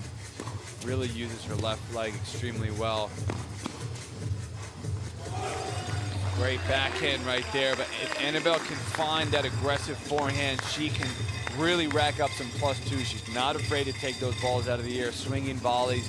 Did a great job yesterday leading her team. See if she can do it today. Sion with the fault right there. Only 1 serve and 1 toss. I woke up in a cold sweat last night because I actually found out that we won 1 less point in the women's bolt, but we lost by 12 because Annabelle had so many 2-pointers.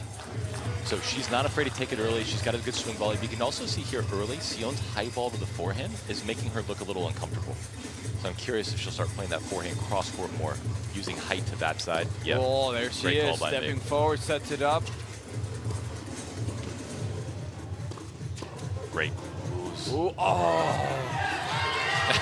I tell you what, I am impressed that Annabelle won that point after that horrendous slice approach. Yeah. It wasn't pretty, but you know what? She didn't give up. She closed, she stuck in it. A lot of people hit a shot like that and just forfeit. She went right in there, dug her heels in, and stole a point, and honestly stole 2 points. That shows just a lot of times how important it is to look, just put it in your opponent's hands. Sometimes players overthink, think they need to play so perfect, and especially when you're at the net, just be a presence up there. Just make them come up with the goods, and Sion could not, and it turned out to be a +2. There's a very common mistake that every tennis player at every level makes, and they overestimate what their opponent can do on a very consistent basis. So when you hit that slice, you go, of course, Sion's just going to pass her easy. Well, that didn't happen, so great job by her by being simple. 6-4 Jacksonville in the women's portion of the match, 78-75 in the overall duel. We got 2 different things going on. The players are trying to win their $4,000 in that individual portion of the match. So whoever wins this women's singles, that team will win $4,000. And then we got the overall duel where they're trying to add on to that score and help their team win. And Annabelle's starting to get hot here. She looks comfortable in the last 4 or 5 points, ripping the ball. This is where, if you're Sion, you might want to throw in some slices, mix up where you're hitting the court, maybe a little bit more through the middle. Kind of probe and experiment and see if there's anything that makes her look a little less comfortable, because she's looked great the last 5 or 6. Oh, Sion can hit through the court in that forehand. That's the one thing we did not see yesterday. Every forehand was off-pace, high spinny. If she can find an aggressive one to pair up with the backhand and the off-pace ones, and then the drop shot dragon, that's going to be dangerous. But Annabelle does a great job. She attacks serves so well and so impressive with that grip. Yeah, and that's one thing we see in women's bolts, right? Sometimes the returner actually has the advantage if they have the courage to step up inside the baseline and give it a rip like that. That's a shaky toss. Yeah, okay. But she has to chase it. Nothing she could do there. No, you have to hit it. You only get 1 toss. If you're in that Twitch channel, we're paying attention to the chat. Send us your questions, your comments. Right now, what Sion can't answer is how Annabelle attacks that forehand. Shout out to everybody on YouTube. Thank you for watching us, Peachtree Sports Network. And remember, you can't cover everything. So when Annabelle's taking these returns early and she's ripping forehands in the corner, you can't cover the down line and the cross court. But the last 3 times she's gone to the deuce court. So if I was Sion, I'd be looking for that next time.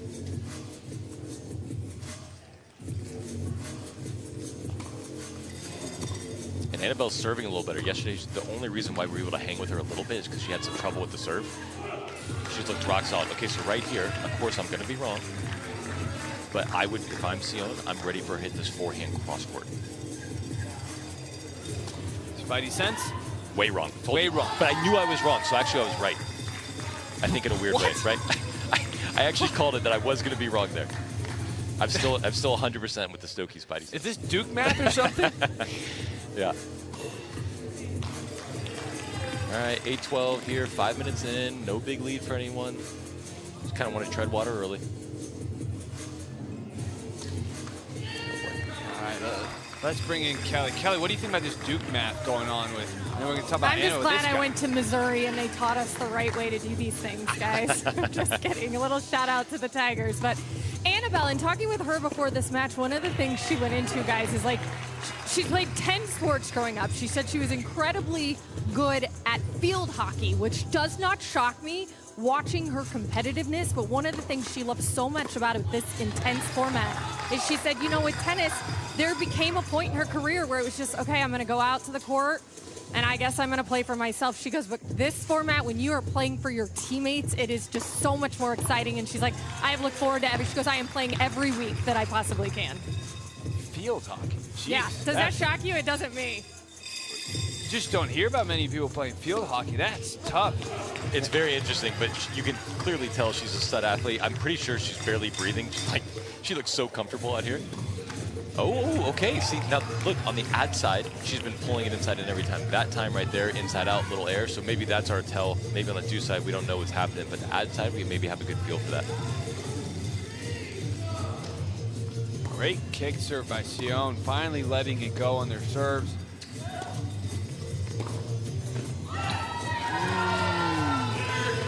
Great passing shot by Annabelle. Sometimes you put it in their hands and they come up with the goods. Annabelle Thomas did just that. Huge backhand, +2. If you hit a clean winner, counts as 2 points. Ooh, Sion wanted her own, but she's missing him wide. She promised me she hit that so freaking well.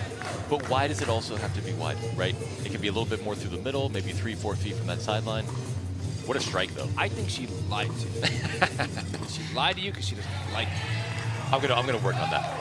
We're gonna start a drop chat school. She's gonna get on my YouTube channel. We're gonna straighten all this out. All right, let's see her step up, hit a forehand here. She did that a couple times while Kelly was giving us that info. That's a good serve right there. That's smart with the little chip. Get her back in the point. Nice little chip low. Great defense right there by Sion, 18-13. Those you look at the QR code on the bottom of your screen, scan it for your tickets. Come out next week. There we go. We're gonna come back for week 4. Got that serve out to the backhand that time. So she can either stand wider in the ad court, which can get to the backhand, but then the trouble is you also leave that line open.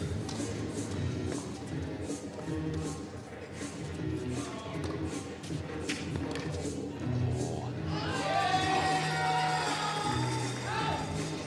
19-14 in the women's portion of this match, 91-85 overall. If you're just joining us now, the men had a nail-biter 1-point victory in the men's portion.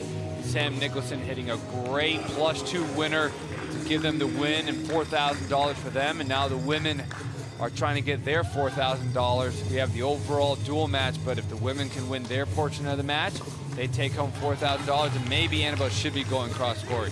Hey, and look, listen to you. Yeah, I mean, look, every player can hit both ways, but there's going to be a way they prefer. So never judge.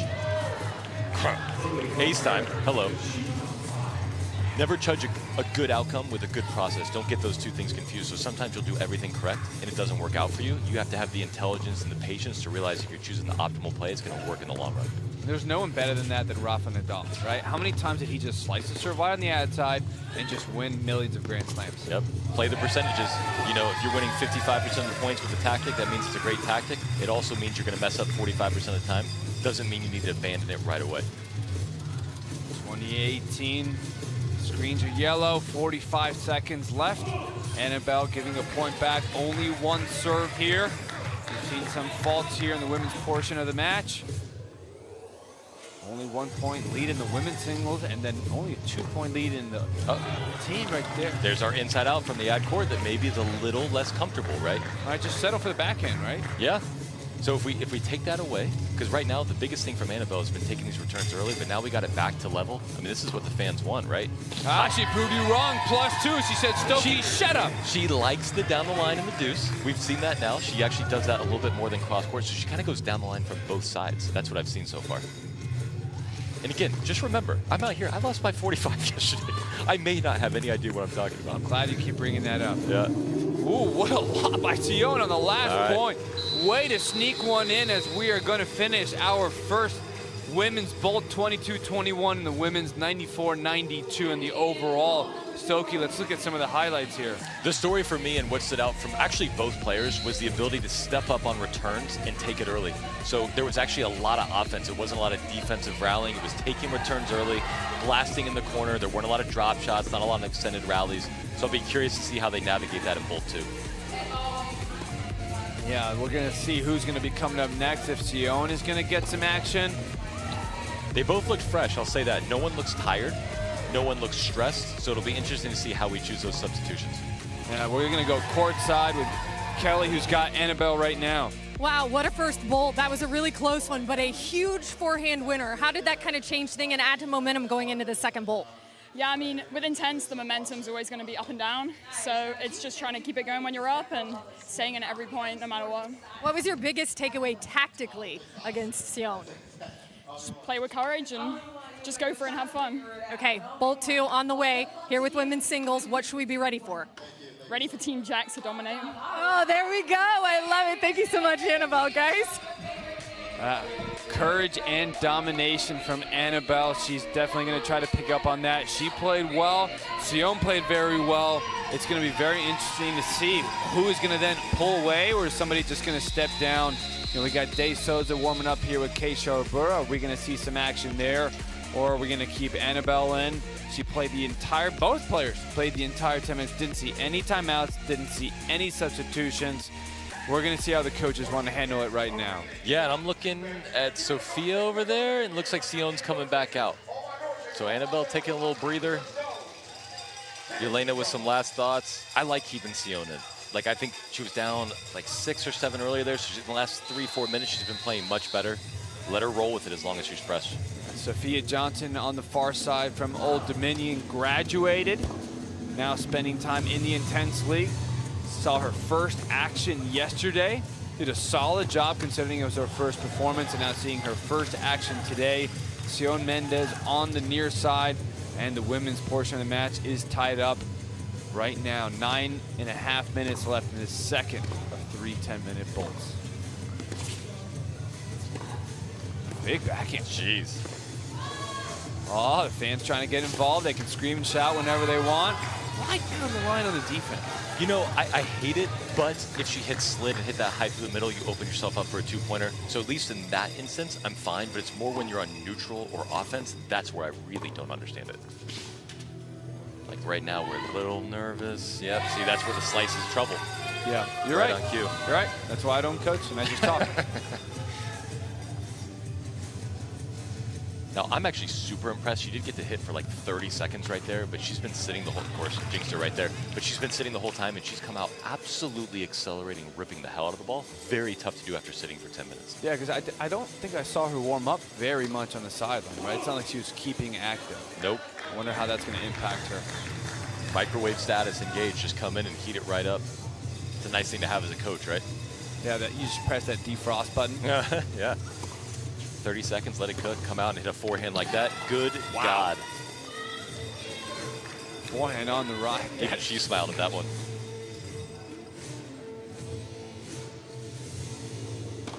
Oh, big serve. Wow, she's really losing. What is going on? She hit the defrost button. Yeah. Hey, maybe stop warming up. Maybe that's the key, because that's an absolute bullet serve and a huge forehand there. Creating some separation. She missed that, but she's definitely letting it fly. Yep. 29, fearless, confident. 29-24, Jacksonville in the lead in the women's portion, up by 5, then up by 6 in the overall team portion. The women play their portion of the duel for $4,000. The men's got their opportunity first. Jacksonville took that in a nail biter down to the last point. Let's see if who's going to win it now. Sion's not going to be happy with another fault right there. Only one serve and only one toss. So it looks like Sherabura is going to be next. What a great return. Wow. It looks like she might be next in line. She's not warming up. She's got a racket. I don't think it's coming soon. It looks like they might just be letting Sion roll with it. That's tough. But again, when you have someone hot, it might be worth just giving 4 points against a different speed of ball, a different looking ground stroke. Just see if you can throw them off, and then you can throw Sion right back in there. But Sophia looks super comfortable right now. Yeah, that's on me, Sophia, sorry. Yeah, well, I think the fans get a little bit of credit right there as they start to ramp up their noise. As fans here are liberated, they can scream and shout whenever they want. And we've seen it in week 3. Each week we haven't seen that one the whole second. Go. No way. No way. Oh, that's a bummer. That was actually a good drop shot, but Sophia with the wheels right there. You know what's so funny is whenever someone gets a leg cord against you, you always say you're so unlucky. But that means someone was lucky. It all evens out in the end, but amazing job by Sion to touch that. So it was a 1-pointer instead of 2. And because their attitude is so good right there, comes right back to work. Unbelievable. Swinging volley, hit a clean winner, +2 for Tampa. Sion Mendez on the near side has played all the minutes for Tampa in this women's portion. Sophia Johnson on the far side. Man, she really lets that left hand fly on the backhand. I am so impressed. I mean, those are absolute rockets. And again, so difficult to do when you just come in cold like that. And she looks like she's been, the serve's been a little struggle, but I will say the ground strokes have been absolutely on fire. A little shout out to Yonex right there. I think that looks like Yonex in her hand right there. It does, doesn't it? A little old school Yonex. Older paint job. There she is. All right. Ball it in. Trying to work in the drop shots again. Oh, wow. I love her coming to the net behind that, right? Cut off the angles, take away pressure, and then if she does get the volley, it's going to be a 2-pointer for sure. And now look, let's see if Annabelle can step up and keep that same return after some time off. There's that cross-court return that Stokey's been asking for. I'm only about 15 minutes early on that call. But, I mean, what is going on over there with Claudio on the side? Like, how does he get these girls coming and hitting returns like that right off the bat? I think that's the key to success. Don't warm up. Yeah. Well, hey, I've been doing that for the last 15 years. So there must be something different because I'm not playing as well when I just stand stationary. Yeah. For my activity. There's a big difference. Could be a talent issue. A loft issue. A lack of something talent. I'll let you figure out what the F stands for. No, I was just going to say age. Oh, yeah. Okay. Yeah. +2, inside out forehand. That one was for you there. It looks like she can do it all. +2, you hit a clean winner, and now we see our first timeout of the women's singles match. I love it.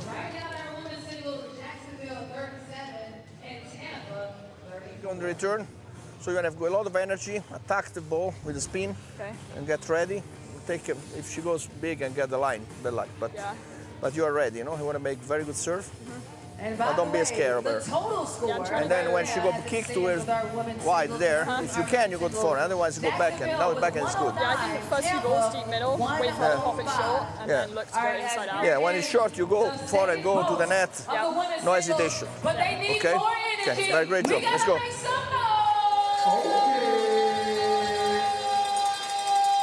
Don't be scared of her. The only thing I would really be scared of is those drop shots. Yeah, I'm scared of those drop shots. She's good at them. Now, if I'm Sion, the biggest thing I'd like to see her do differently is stand wider in the ad so she can find the Annabelle backhand and actually stand very close to the center of the court when she's serving on the deuce for the same exact reason. 37-34, 37-35 now. Jacksonville on the far side, Annabelle Thomas in for them. Sion Mendez on the near side. See how she's got that like 5 or 6 foot gap there? I want her to be right on that tee because you just keep finding that forehand. That's what Annabelle wants. You cannot give a player exactly what they want. Oh, wow. I think, Kelly, you got to find out if she's ambidextrous right there. How do you use that left hand right there? That was so close in the net. Yeah, sometimes, look, I thought Annabelle did a good job cutting out the angles, but that's absolutely absurd. And there we go, find the backhand. How much do you think that is because Sion, like, she had a great backhand? And that's the tough part. She goes for the underhand serve here to try to sneak it in. So she tried something different there. It's just a little bit higher risk, right? Like, I do like that she didn't want to just do the same thing and let her crack a forehand, but she ended up getting one anyway. Just stand a little wider, hit that slow tumbler out wide, and see if we can find the backhand. So what do you think about on the ad side? What if she stood way farther out to the left so she can hit the shorter kicker angled out to the backhand? 100%. That's what I'm begging for right now. I'd like to see her take one more step to her left. You know, they work on it in Europe, that clay court swing. It's almost just not enough. I think she'd get there. We can't find it. And again, that's absurd. Oh, yeah, it didn't work out. Big +2 inside out forehand by Annabelle Thomas. If you're not in here joining us this weekend, make sure you come out next weekend. We'll be right back at it for week 4 of this historic league. Great touch by Annabelle to make it only +1. Scan that QR code, buy some tickets. So right here, like sometimes if you can't get out of it, you got to get into it. So if we can't find her backhand, like right now, she's still running around it. Maybe we just need to serve really wide to the forehand, right? So right here, look, she's going to run. Sorry, we're back in the deuce after that 2-pointer. Maybe the best thing to do is to serve out wide, look for that forehand down the line and go cross court. But we have not been able to find that backhand very often. That serve wide, but she went more aggressively. Yeah, she went more aggressive. Yeah. Exactly. And it was wider on purpose. It wasn't that body forehand where she was comfortable. It was an intentional serve to the forehand. I wonder if she'll do that here too. Yep. 43-40. They got a lead in both the overall duel and in the women's portion right now. Yeah, same thing. That little backhand body. Annabelle kind of shifts over in the middle of the toss. She's just so comfortable there. But hey, 2-point lead for Sion. Things are going well for Tampa. Big inside out forehand. If she finds that, that is dangerous because that's what helped her out so much yesterday. All the +2s with her forehands. It's an absolutely lethal shot. It's really impressive. And like I said, even though she might have a preference whether she likes to go line or inside out, she's hit both well today, which is why it's tricky. And again, I still want to see adjustment. You just don't want to keep making the same thing happen over and over. This ad side has been a little bit of an issue for Sion serving. That was a better serve. She got her outside the doubles alley there. Still found a forehand somehow, which because she's a stud athlete. Maybe that's a field hockey thing, but much higher quality serve there. Interesting, no subs, right? For Team Tampa. They're just letting Sion roll with it.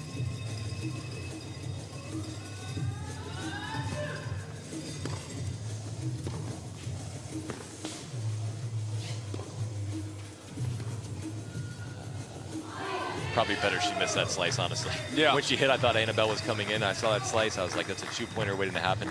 Yeah. Sometimes losing one's not the worst thing. Annabelle wanted that ball to drop in. Coming up on the last minute of this second of 3 10-minute bolts here.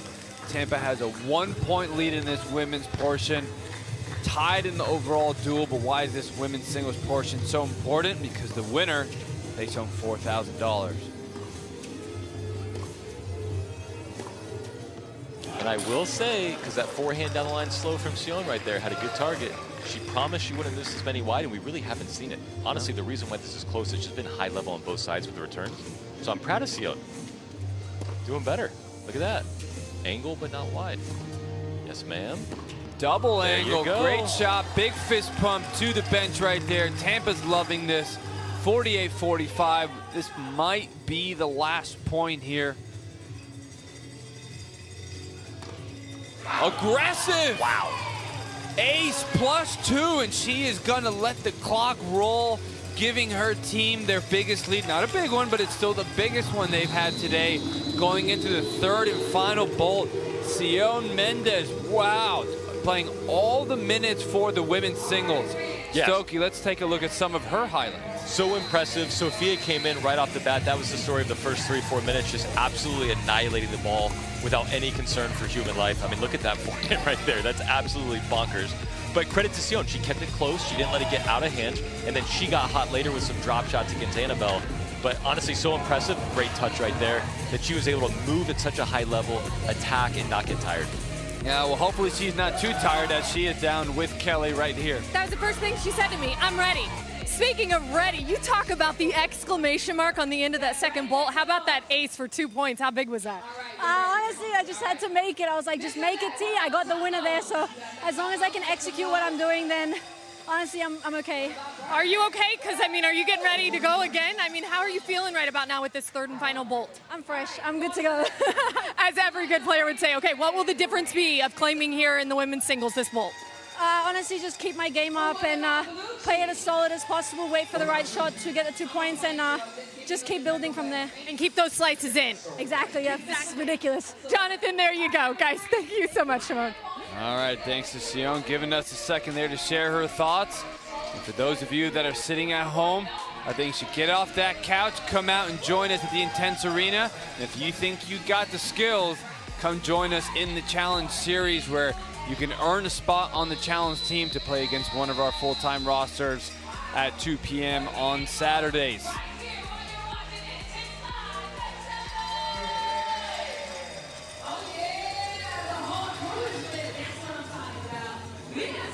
We are getting ready for our third and final bolt. What a duel it's been so far, as close as it gets.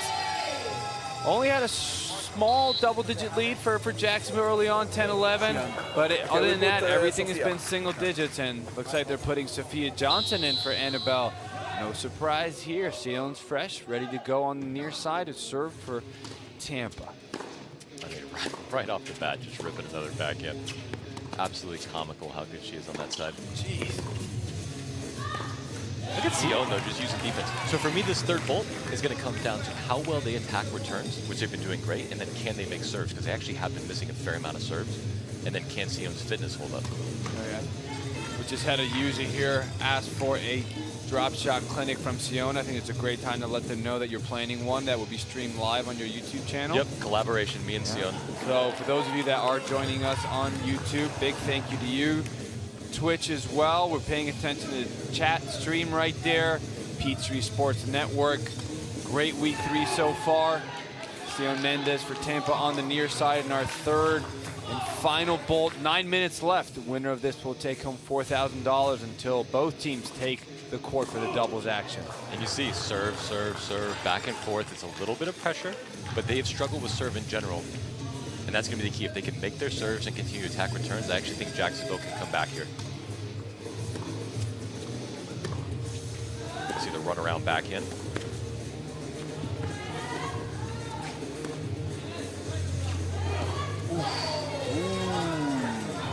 Close, close, close. Bolt 6, I want to see it. Want to see it, Bolt 6. Sion just realized she disappointed Stokey there. Yeah, show me that one. You know, I don't blame her on that one. I don't know what happened there. I'm gonna let her off the hook for that. Hey, sometimes ball don't lie though. You win the next point, boom. We know we were right. Aggressive. I mean, after she's hit a couple of aces, can understand why she wants to continue to hit some aggressive serves. She saw the opening out wide and due side, but you do only get one chance, one serve only, and she misses it. Point for Jacksonville. She's trying to step in, play more aggressive there. And again, so Sophia finally makes a serve. We get the missed return. Again, serves and returns are always so pivotal in this thing, and especially as people start getting tired and the nerves start increasing, you're playing for a ton of money right there. Weak serve in the net, missed return. We just got to do the fundamentals well. I think just not really enough acceleration. It's one thing to miss, but when you're not accelerating, she unloads on those backhands, so that's for sure. But you can see it's easy to accelerate on a shot you have confidence in. So obviously she has way more confidence in the backhand than the serve, so she gets there and then she slows down because she's a little nervous. Your best chance is to just swing and let it rip and see what happens. Got to bring out Mark Kovacs for a serve play. Hell yeah, he's amazing. Atlanta guy, right? Atlanta guy, that's right, not too far. 57-50, Tampa on the near side. Got a lead there, both the dual match as well, women's portion as well. Sophia Johnson on the far side for Jacksonville. We got a Reaper walk from Claudio. He's right next to Sebastian. There it comes. Boom, sub. See, substitution. Each team gets an unlimited amount of substitutions. It's tough because Sophia's got that firepower. If she connects, she can definitely just crush anybody. So it's hard. You want her in there because you know her upside's so high, but Annabelle's been steady as a rock. Right there, right off the bat. I don't know if it's because she's a little cold coming in, but we were able to find the Annabelle backhand 2 times in a row. And I took an Instagram video of her backhand earlier. It's a beautiful backhand. It's just her forehand is insanely good. What handle are they going to be posted on? Everyone but Intense Tennis. Okay. Collab. Okay. Yeah, look at it. Ooh, that's her shot, though. That's her shot. Live by it, die by it. You know, of course, I'm allergic to those wide mistakes, and if you're hitting that well, why go that close? But she's live by the sword, die by the sword. Tampa now up 10 in this women's portion. 6 minutes left to see who takes home $4,000. And then when this women's bolt finishes, we'll have the doubles come up to finish things off. 131-123 in the overall duel. The men for Jacksonville with the 1-point win in their portion, because we're trading some faults here. Not enough spin on this. So she can lose that toss too far in the court. Too far in front, and then she's pushing it. But again, I think we've already seen at least 5 or 6 in the first 4 minutes, which is free points for Sion, right? Where she can catch her breath. Again, nasty work on the forehand. Let's see if this is looking any more comfortable, because if Sion runs over there and you play a great point, she loses 1, and then you're just going to donate a serve right back. I'll take that all day, especially when I have a 9-point lead and 5 minutes to go. Yeah, Tampa very happy right now considering how week 1 went. It was over a 20-point loss. At one point, they were down 40, if you remember that, and then they had to try to come back, but they were very disappointed. Right now, they are in the lead. Sion really helping a lot. I know Annabelle Thomas wins that point right there. Let's see if Yelena had a thought there with a timeout, but Sion's doing great. Let her roll. She's not even breathing hard. Yeah, I think with 8 points here, I would say if it gets to 5, I'm calling a timeout. If it never gets closer than 5, just let it roll. But once Annabelle or someone makes a move, I want Sion to catch her breath. I don't want it to be too close to where she feels pressure. So if I'm Yelena, I'm just watching that scoreboard and looking for the 5-point gap. That is absurd. Inside out, but great touch and slide right there. Instead of a +2 where clean winners are worth +2 in the Intense League, Sion taps it. So I think great job by both players. Both teams were happy with their efforts there. And JY, you know this is 4.5 minutes left in the bowl. This is where I start doing my math. How many points are left? It's a 9-point spread. We're looking at 16, 17 points maybe. I have no idea what you just said. Yeah, don't worry about it. All I'm saying is it's getting a little late in the night for Annabelle and Team Jacksonville. They're going to have a few more 2-pointers like that if they actually want to close this gap. With using your inside in right there. Great job, Coach Stokey. He doesn't just talk a lot, he also coaches a lot. One of my friends saw my Instagram story that I was here commentating. He said, man, you just love to gap, don't you? It's like, basically, yes, that's what I like to do. That's why we brought you in. 64-56 in this women's portion right now. $4,000 on the line. And when she's gone aggressive into the forehand off the serve, Sion's been very successful. Ooh, timeout by Claudia. Timeout. Yeah, great timeout. What a vet.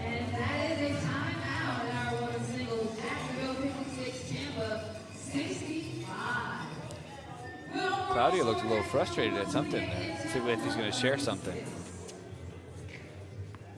Maybe he doesn't like it. He just don't like it. He doesn't like it. That's it. Because last time it happened, he said that the guy on top, remember? He said either you go or either I go. Talk to him, to the guy in the crowd. He said that to the ref last time. So he doesn't like it when you lose. It's okay. Like, do your thing. And remember, I have one timeout. Okay? We'll call it in the last moment just for you to be smart and play the right point. Okay? Like, no, like, you're gonna win. Like, right now, there's no way you lose. But, like, I just want you to get, like, over, like, 10 points. Okay, if you can. Over 10, 12 points. Okay? Be ready. 8 seconds. Go, go, go. Yeah. Sounds like Claudia was upset at how maybe some fans or some people on the sideline are trying to get involved in the match there. But, hey, we can scream and shout. This ain't no traditional boring tennis. Hey, that's sports. But, you know, if I was Claudio, I'd be cranky, too, if we were down 8 with 3.5 minutes left. You're not too far from his age, right? That's why I love him. I hope not. I saw number 71. I asked him if that's how old he was. He said it was ATP career high. 66-57, 3 minutes left, 9-point lead in this women's portion of the match. 8-point lead in the overall duel.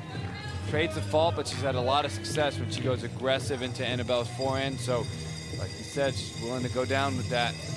And again, it still holds true for me. If for some reason this gets within 5 points, and I'm Yelena, you heard her say she has 1 timeout left.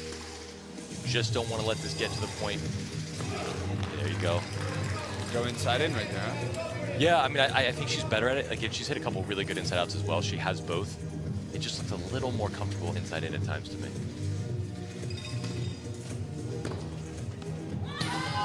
Kelly, you heard some of the stuff that was going on down there. Yeah, it's getting spicy over here, guys. Love it. But no, a couple of the players from Team Tampa stepped over and just clarified, like, we are allowed to be loud. We're allowed to do it during the serve. And he said, yes, everything goes except for derogatory and, of course, some other curse words, if you will. So they're allowed to do it, and they've gotten even louder. Shocker. Well, did you hear any curse words, Kelly? You can tell us. They've been pretty polite over here. Okay. Yeah, above board. We are on Peachtree TV, guys. Oh, no. Let's go. With 2 minutes left, a +2 right there. Oh, that's going to be a heartbreaker if they, $4,000 on the line with a +2 opportunity. Oh, and a great touch. Super smart. Hey, you just got to avoid. Now, look, we're in danger zone, though. 6 points. And again, if you're Annabelle, you're looking to just put the serve in play and then go to work. She can get it within 5. Again, her toss is trailing. I told you at the beginning, the serve is going to be a massive thing. It's probably the 10th one in this bowl. I'm just guessing here. But it's a little tough to come back when you keep donating freebies like that. Jesus. Unbelievable. Huge forehand inside out. She's playing a little faster because she understands what's in front of her. It's only a 5-point lead in the duel, but right here in this last minute, 15 seconds, 6-point deficit, $4,000 on the line. Not a lot of time, so she definitely, oh no. You can't. Oh, great touch, great overhead, great touch. That was a mistake to hit that lob. We've got time for 5 or 6 points, and it's a 5-point spread. How do you know that? Don't worry about it. No 2-pointers, right? Sion, you just got to play 1 or 2 good points, and they're going to come away with this women's bolt, but this is nail bite time. She's getting defensive. See, this is an issue. She's like trying to wait it out. You can't be defensive here. You can't give up 2 pointers. I love the timeout. Yelena, yes. We see the improvements from last night. We questioned when she was using the timeouts. Great timeout right there. Very good. Just stay like this. Calm, breathe, deep breath. Exactly right. You know what to do. With calm, go. You have a time. As soon as you have your serve, you're good. You can take your time and try to go again, really slice on her backhand. If you can, start completely wide. She cannot. The serve in doubles. Okay, serve in doubles. Start really wide and then go to the backhand. Okay, let's go. 4-point deficit in this women's portion. Annabelle bouncing her feet. She's been working it back. Got to win 4 points or at least tie it. Don't finish in ties. I kind of want to see a tie. I want to see that tiebreaker point. I want to see the whole match tied at the end. But big thing for me, Sion, is she can't get passive here. There you go. Okay, try to. Oh, that she didn't miss it wide on purpose. That was a net. Hey, net courts don't count. Net courts don't count. 2 good serves. Now take your full 14. She should be serving this with 1 second left on the clock. And play offense. 1-pointer. That's all it's going to happen. It's not a problem. That's fine. That's fine. Look, she's got a rush over here. 1-pointer. Just do a 1-pointer. Just do one. Yeah. Do 1 just point. Tap this in the net. All good. Let's see if she's going to do it. Nope. No. Oh my gosh.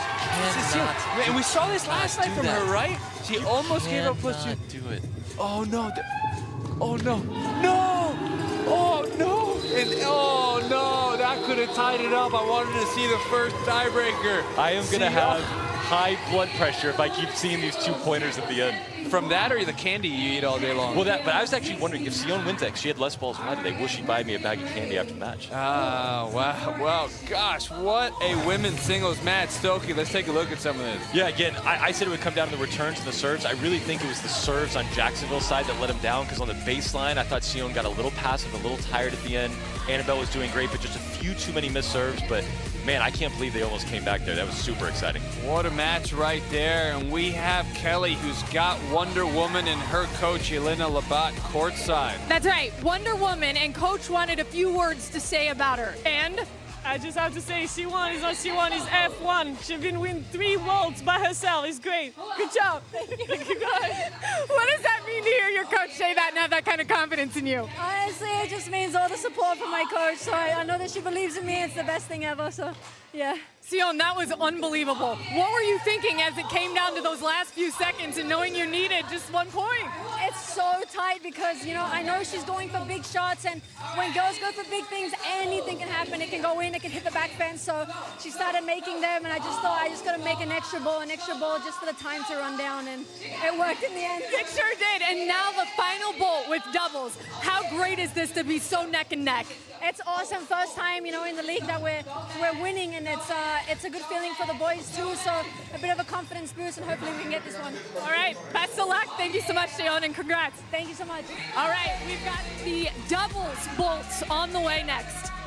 Yeah, just great thoughts by Sion. She is thrilled, taking a rest right there. Take a look at this match summary in the women. Just Sion putting on a performance right there. It was neck and neck for a long time, but Sion, with her drop shots, her aggressiveness on the backhand, did an incredible job to give her the win. And then overall, just 2 tight wins right there, right? Jacksonville with the 1-point win in the men's portion. Tampa with the 1-point win right there in the women's portion. It's going to be a thriller as this all ends. When we come back, doubles to finish it all off. A machine in 5, 4, 3, 2, 1, and go to A. I'm gonna get back when I feel Jacksonville will be taking the W today. so happy, so happy. Opening weekend, I guess there's some nerves, no doubt. For me, I always see these opportunities for improvement. Hopefully we win that energy battle. We have a really good plan, and it's gonna work. We also have a very good plan. They do. For sure. They don't have. We do.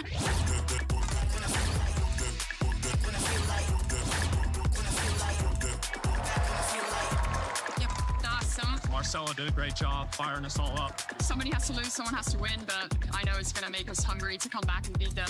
I want us to be the most passionate, most resilient team in the league. Gonna get back when I feel.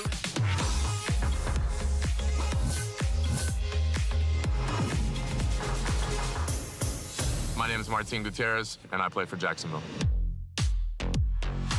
I chose to play Intense because it's that team format that I love. 2 points for winners. It just makes it more interactive, and I love the energy of the crowd. I started playing tennis here in Jacksonville. I was probably around 8 years old and worked my way up. Played at Barry University. I won with the team 4 national championships, 3 NCAAs. In matches, I definitely bring up the energy. I like to hit the ball hard, like to hit a lot of winners, run around the backhand. I came up with the forehand guy because I was coaching and playing. My favorite shot was the forehand, and then wanted to create a social media channel where I can motivate people, help people get there too. In all sports, I've always pushed myself to see how high of a level I can reach.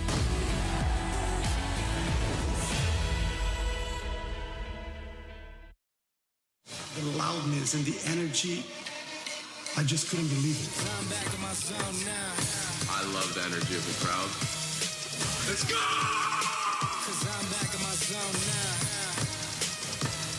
I'm gonna keep burying you in the ground as fast as I can and as deep as I can.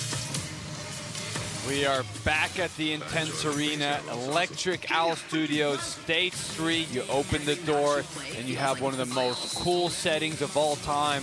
I'm Jay Wyabone and Jonathan Stokey here. We've had an absolute nail-biter as the men's was decided by 1 point, women's decided by 1 point, and we have the doubles right now with the coin toss. Start up our doubles. Tampa will be host. Jacksonville the call. Heads or tails? Tails. Tails is the call. Reserve. It is tails. Reserve. Jacksonville to serve. Good match. Jacksonville to serve, and Stokey, no surprise, Max and Martinez started off. Yeah, they were great against us yesterday. Great serving. They're in the middle of the court. They know what they're doing. They've played together a lot, so they kind of know what they want to do. It'll be interesting here, but obviously whoever wins this doubles bowl is likely to win the overall match. It's going to be high energy, fast pace, lots of two-pointers. Yeah, Martin and Max have just been so dominant when they play. They are the energy team that can lead their team to victory when it comes down to them. Done a great job. Nori did not play that great in doubles yesterday. He's usually the guy that's flying around, getting the +2s. Let's see if we can see more of that aggressive movement in action. So Nori smiles, serving on the near side with his partner KP Panu. Did a great job in the men's singles. Martin Gutierrez, forehand guy, Kapitan with Jinja Ninja. Max Benson on the far side, who's had his best singles performance. Look how close he is to the net, Martin. I mean, we're right in front of him. I mean, he's about 8 inches from the net. So that's a tough way back to go. Oh, tried to go for the quick serve, and that was a mistake. He's a veteran in this. He was ready, and the forehand guy shows off why he was given that Instagram handle. Yep, that thing was clean. I can see it. Great touch, but great volleys. Max is getting fired up, bringing the energy. This is when they get dangerous, when they get rolling like this. Quick signals right there as you see Max in the I formation. And look, doubles is going to be an even bigger deal. You see it in singles some, but there's no time to hit slow on defense because you're just inviting two-pointers. So if you're stretched out right here, hit it big. Look at that, big through the middle. But that slow slice, like if Nuri hits that over the court, it's a two-pointer. Like I'd rather have him see just turn and burn on a backhand and either make it or miss it. But so many two-pointers in the doubles bolts. Big shout out to everybody joining us on Peachtree Sports Network, Twitch, YouTube. Been an incredible time getting this league going. Let's see who's going to get this point right here. Oh, what a point. Martin turns to his bench, gets him fired up. Alejandra Cruz, Ferrari Girl has the noisemakers. 8-4 for Jacksonville in the doubles portion, and they have a 3-point lead in the overall team portion. Barely missed it. Just barely. If he can find that, that's where he sets up all the +2s for his partner at the net. And this is maybe because I have anxiety, but this is where I'm not jealous of Yelena, because it's 5 already. And I would say Jacksonville, look at this, Jacksonville looks way better. And so you go, do I want to burn a timeout this early when I know I might need one later? Probably not.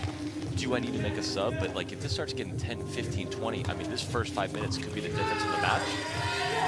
So it's very, very tricky for her. I wouldn't want to have to call the timeout now. Actually, I did yesterday after 2 minutes, but also, by the way, I lost doubles by 30. So maybe it didn't really work. Biggest question on my mind, if you have anxiety or withdrawals because you haven't had candy in about 2 hours. It's been 2 hours. You saw I had my standard. It was actually nerd clusters for breakfast today. Running on sugar. Don't forget the Skittles. I saw that. Or is that for later? That's post-match. Okay. They're sitting in my bag over here. Yeah, we got to get a timeout or a sub. Timeout or a sub. Thank you. That's my girl. Yes. Wow, great call right there. Spidey sense. That's my girl. Either we gotta smack him in the face, or we gotta go strong in the middle, but find something, either like go strong on the singles line as well. It cannot make every ball. Both of you can be in the back, okay, be ready for the next ball. But I want both, like the second person who is waiting has to be like on the toes as well, ready to jump in. Anytime you have easy ball in the net, smack it strong in the middle, or on the feet, okay? Let's go. Max Benson, Martin Gutierrez on the far side for Jacksonville, proving to the league why they're arguably the best duo. They bring the most energy, and they also get the most +2s, 15-4. What an incredible start in just 3 minutes.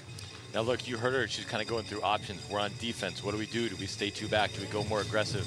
Sometimes there are problems that you can't solve, and I'm a little worried that Max and Martin right here are just a little too good, and there might not be an answer for Tampa. The whole goal might be just to not get down too much for women's doubles. Look at that. I mean, they are so well oiled over there. They're great. They angle off these volleys. This is danger zone. Hit a clean winner, counts as +2. You go back and you serve on the other side, so that's why Jacksonville's racked up so many points, because they've had a bunch of +2s here. Another one right there as he smacks it into the back corner of stage 3. All right, this is where I'd consider it. Yeah, Nori, get back, 2 back, take a step out wide. Yeah, that was a big forehand, sending a message right there. He's getting fired up. I think he's more ticked off that they're just getting blown out right now. Maybe that's just what they need to turn it around. Well, it's nice to finally serve a point too, right? You got to earn it. Great volley. Oh no, that's a tricky part. You go for these lobs, but the thing is, then you open up for +2s. Nothing slow. It's just all pace. And you've seen actually a couple times here, they've stepped up and hit returns or ground strokes that I would say are probably going about 7 feet deep. But you just hit it because it's over the net and it's so fast, right? There's no punishment for hitting big here. Take your time. This is where it's trouble. Are they going to get 3 or 4 points on their serve here and stretch this lead even more? Great move. They're just everywhere at the net. Oh, wow. Oh! I know they're losing right now, but that's the shot of the day. That's one of his 5. We said they were going to be 5. He hasn't been out here too much, so maybe he's got 4 more lingering for doubles. That's soft, tender hands. Oh, big backhand. I know he's happy. Disappointed he missed that slice, but he is so happy to hit those backhands after tearing some ligaments earlier in the preseason. Back ready, healthy left wrist. He can actually hit over that backhand. So much time in a rehab with that post. Oh, good move though. I know Stokey likes that. Love the move. Hey, sometimes there's such thing as a good miss or a good loss of point, only for coaches, not for players. But hey, Tampa's done a good job. You know, it's getting out of hand. Now it's 10, but they did cut into it a little bit. Again, I'm just worried they might steamroll here.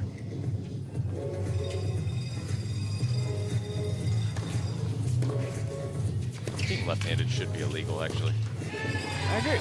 Not just, no. They just have their own league. Yeah, sure.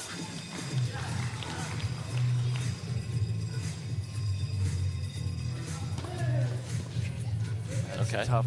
with the lob, drops in right there. No time for a lob from Max wow. there. Great hands by Max. What the defense. Oh, that's tough. Kelly, how are you seeing things down there? Guys, this is awesome. This is moving so fast. I had to bring this up. Martin, in talking before the match, mentions to me how he loves the NBA, loves this league, but he wants to bring the Jimmy Butler energy. That's who he compared himself to. I'm the guy that when you need that, I want to bring it on the court, and he's certainly done it here in this bowl. You know, Kelly, if you would have said that 3 years ago, I would have enjoyed that more as a Miami Heat fan, but right now, I'm kind of rooting for Tampa. Yeah, he's not salty in that case. They're playing more aggressive off the return now, which is something Yelena was asking for.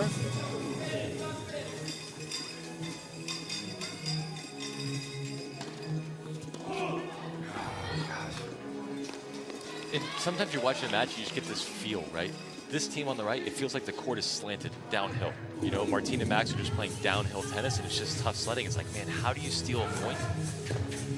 You see they've got 12, but honestly, each one of them just looked like almost lucky, like they were just scrapping and hanging on. This is not surprising at all. I mean, they are a very well-oiled double machine. Very impressive. And that one's on me. One push-up for later. I think that mindset for Martin on his serve is what's helped him so much in doubles. You know, you only have one service. A lot of time the return is just teeing off like Martin right there. But he's always stayed aggressive on his serve. And that's why he wins so many points on his serve. He does a great job with it, as we see Jacksonville using their first timeout. Both teams using a timeout early in this first bowl. Doubles.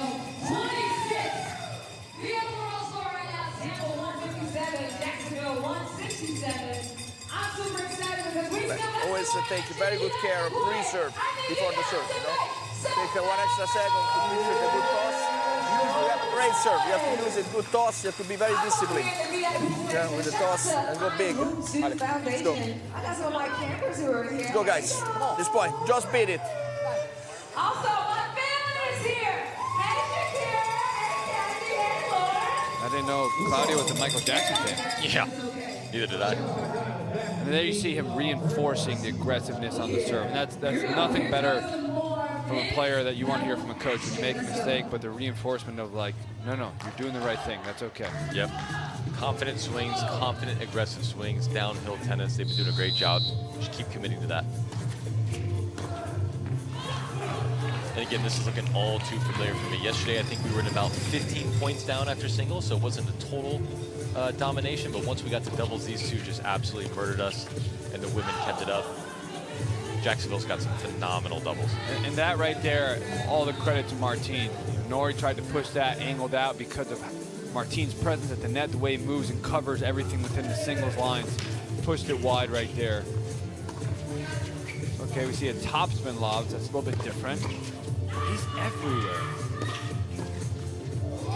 What I like about Martin right there in that volley is he's expecting the ball. So he's not poaching. There's a forehand. Sometimes people are standing there like a sitting duck and they look surprised. Like, if you're not ready for the ball to come to you, what are you doing? He was so ready, easy. It looks like reflexes, but I would say it's more anticipation. I think he just wants it. He just wants the ball. He wants the moment. He wants the ball in his hand. He wants to play, wants to take over. And that's why he's always ready. He wants every opportunity, and that's why he's a big-time player in these moments. There's that big overhead, +2 with the huge come on. So that's what's funny. Everyone always says, well, if you stand so close to the net, won't you get lobbed? Easier said than done. Like right there, they correctly tried to lob someone who's very close to the net, but if you don't hit it well, then it's an easy overhead. Whoa, that's a good answer back by Sam Frizzell. Big return cross court, +2. Still a double-digit lead. Oh, baby. Shout out to Ion Sport. Thanks to Martin's forehand. I think he was just saying hello. Thanks for all the work with all the scoreboards and all the scoring online. Very kind of him. Okay, now look. I think we're down to 10. Is that a two-pointer? Yes, it should be. Okay, so we got a minute. I got Sion, who's been playing great. We know we have Shira Burr waiting on deck. So if you're the men right here, you just have to finish this last. Whoa, a little shaky two-pointer there. But they're doing a great job. If they keep this in single digits, the women can absolutely make this up. There we go. They're rolling. They're in a good rhythm. This is what happens. You get Nori moving like that. It feeds into the whole team. Great job. They're coming back here. Oh, wow. Oh, he read the move. Smart man, Martin. He must have gone to Duke. Yeah, that's one of those three-point swings, right? Like I thought it was going to be one for Team Tampa, and then we get a winner on the other side. 9 points, 30 seconds. I mean, and that's really what you're taught as a doubles player. Ball's low, you poach, but he knew that, took the chance, got it. Great kick serve right there. What a swing of points. Okay. So if I'm Tampa, I'm running this clock down. I would serve one more. So we're looking at 10. Yeah. That's a great return. Good God. The backhand guy. Backhand was better than the Backhand guy better than forehand guy. His volleys, volley guy, everything, the way he moved at the net. Great job. I will say, incredible start by Jacksonville, but for Tampa to hang in there, that was tough. If I'm Yelena, I'm on cloud 9 because about 6 minutes ago, I was like, oh, we just lost the match. But, you know, it's downhill tennis. Like I said, I think the court is actually slanted towards our camera here. Nuri, they look like they're going uphill. Look at all these angle volley winners. Aggressive tennis, but again, credit to Tampa for hanging in there and making sure they didn't lose the match in that bowl. Yeah, gosh, incredible energy from Martine and Max, who are courtside with Kelly for some thoughts. Match, and you came in and it felt like you wanted to turn the lights out. Yeah, we came in, we're like, we're gonna win this energy battle. Max is playing great, I'm playing good, so this is just so much fun. Here to answer that one, or you want me to turn to the next one? Hey, you two have clearly played together enough now that you're feeling good. What is the mindset when you step onto the court together now, knowing each other the way you do? I mean, we've been practicing for a couple months now. We're getting better at moving together, putting the volleys away, getting 2-pointers, and that's all we need to do. As far as the women, because this is still a close match, what do you want to see from your ladies here? Well, now we got mixed, so I've got a great partner. Looking forward to keeping the energy up, and let's go Jax. There you go. Let's go, Jax. The ladies doubles bolt is coming up next, guys. Thank you. Let's go, Jax. Let's not go Jimmy Butler. Doubles bolt for the women is coming up next. Great job by Martine and Max there. Let's see who each team is going to put in. Sion Mendez warming up, Kate Sharabura warming up. Those of you who think you got an opportunity to come out, be a part of this. You want to be a part of the show, you want to play in it, play on this court, scan that QR code. You make it through that challenge series on Thursday and Friday, you get to play on Saturday. Legendary coach Manny Diaz from UGA will be here. One of the greatest coaches in college tennis and even tennis history will be here trying to lead that challenge team, trying to lead you to a victory over one of our teams here. As the lights are back on, Kate Sharabura, no surprise for Tampa. Hey, look, this is her time to shine. Hasn't stepped on the court. She's got the volley skill set. Is she going to rise to the occasion right here, put herself in the middle of the court and use those beautiful volleys? So Annabelle Thomas for Jacksonville, and on the far side with Sophia Johnson. Kate Sharabura seeing her first action of the day because Sion was playing so well. Why take the risk? Why put anybody else in? But Kate is a darn good player, and she's got great moves and a big presence at the net. But Annabelle reading that very well. Great inside in forehand. That's one of my favorite things about the league is the 2-point. You can see right there, she hits the ball, she knows it's a high forehand volley, and she starts running automatically, right? The hustle is so good in this league. Oh, yeah. Great presence at the net. They closed so hard, Tampa did right there. Right, this is where, honestly, I'm not jealous of Sion because this return is probably going to be absolutely annihilated. Oh, no, back foot a little bit. Yeah, very interesting, especially when you know it's Kate's first serve of the day. I Yeah. mean, you got to know it's not going to come in fast. But It's funny, that's the slowest return she's hit all day. Yep. 177, 170 in the overall duel.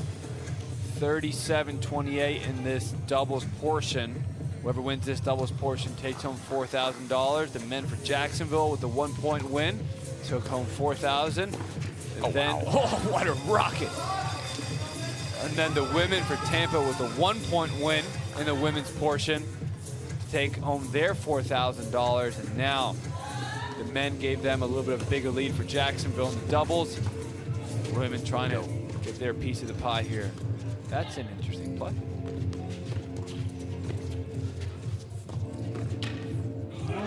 Yeah, so you heard me say go earlier. Sion they went to Sion. She volleyed right back to the baseliner. I have found that most times baseliners don't try you twice in a row. If they went at you once and it didn't work, they're going to go cross court, so you poach right away on the next ball. That one serve, one toss rule. Only get one opportunity.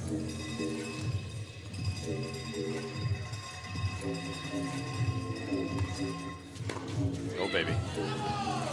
No, Kate loves her backhand forehand. It's not the best side when you have a presence like Sophia at the net there, forces you to overthink, maybe play a little bit too aggressive.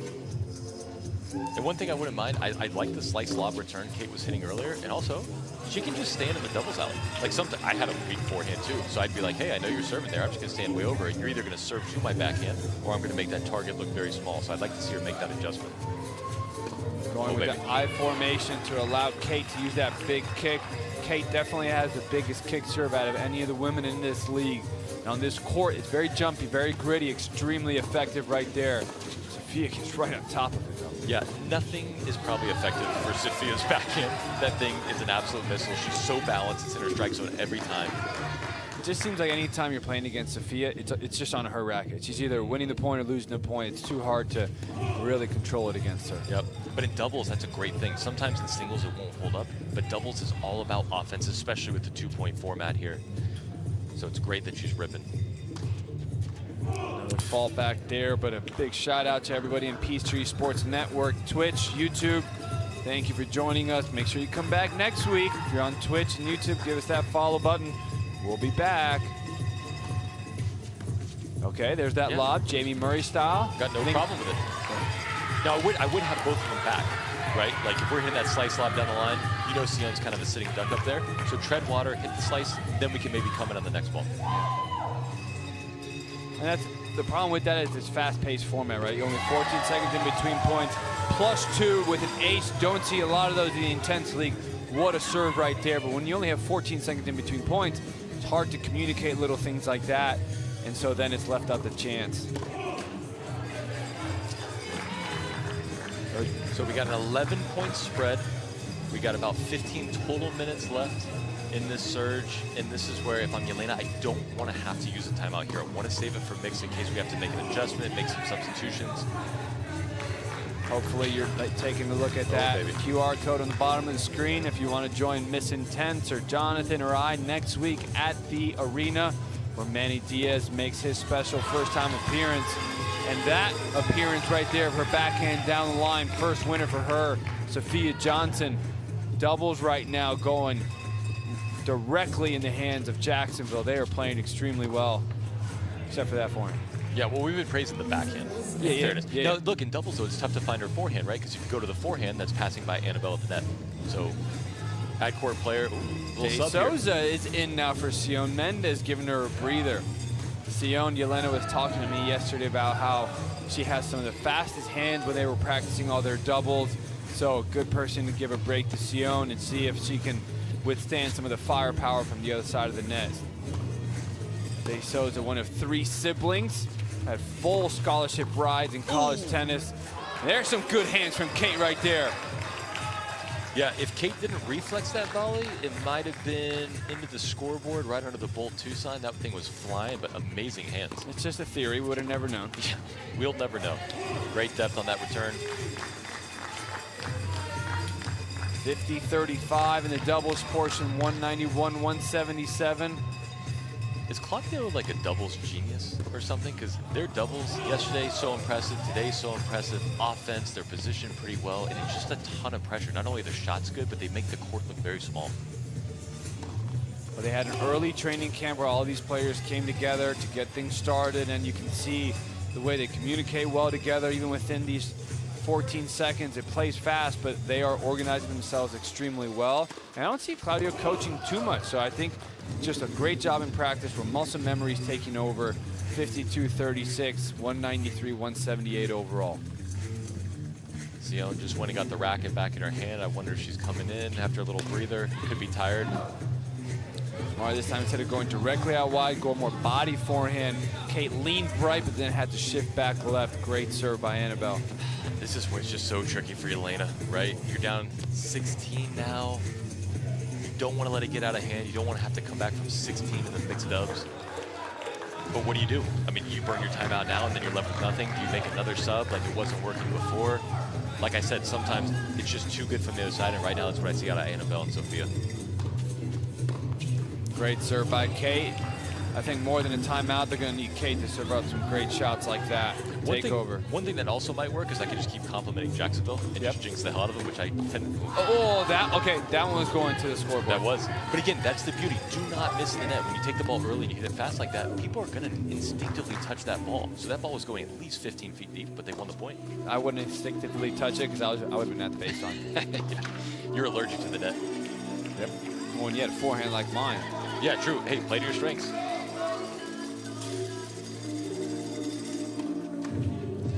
That's not been a strength so far today. She's trying to work it in, but she's just struggling with that serve. And I think we saw the Reaper walk right there. Yep. We see the two back. Maybe we're going to see a lob here from Kate. Oh, she set it up. Great close, great move, great hands by Annabelle. Just a great play. And again, I'm not afraid to throw away a point experimenting, so I wonder what would happen to Kate if she just stood outside the doubles aisle all the way in the right and just said, hey, I'm taking away that wide serve. What are you going to do? A lot of times people just still serve the same spot. Great move, +2. Are we going to see a substitution? Let's see if Annabelle plays fast. We do see Mendez back into it. See if she can hold this off for the last minute and a half before we get to the mixed doubles bolt. Smart lob. Good move, though. Suspiciously quiet about the volley, though. Great move. Forehand off the bottom of the frame in the middle of the net. Well, I held back from saying she should try the strings next time. Yeah. It's all right. She can hit volleys like that if she smokes backhands. Here we go. She's probably going to get another one. What a kick serve. Yeah, exactly. Wow, that's tough. When All you gotta, is forgiven. When you had a kick serve like Kate, it's got to be heartbreaking when somebody just takes you on the rise and just crushes. That was a great serve. But again, something Stan Smith taught me when I was younger is always choose or change a losing game plan. So if you're kicking every time, that's awkward. You're kicking every time and she's ripping backhands, you got to stand close for the tee, you got to hit a slice serve, you got to play two back. But whatever they're doing right now, these slow second serves, the backhand of Sophia, are not working. Haha. Well, more body backhand. Body backhand. True. I got you. 30 seconds left in this final women's doubles bolt. Mixed doubles coming up next. Double-digit lead, but they're still in it, but they don't have a lot of room for error. Ooh, great hand. That's the one where Sion has trouble sometimes hitting it more through the court. Right there, the ball just hung up a little too high. She had the opening, needed to flatten it out. Yeah, sometimes when she gets rushed on that forehand side, she can't turn around quite as fast, or she doesn't look as comfortable. And that's going to do it. That fault goes back into it. Jacksonville, just solid doubles performance. Tampa trying to figure it out with some substitutions left and right, but all things going Jacksonville's way, Jonathan. Yeah, a little more the same. I mean, Jacksonville really is just so solid at doubles with their fundamentals. It's downhill. I thought Sophia returned super well. But you see right there, that backhand is lethal. Honestly, it's like the scariest shot on the court right now.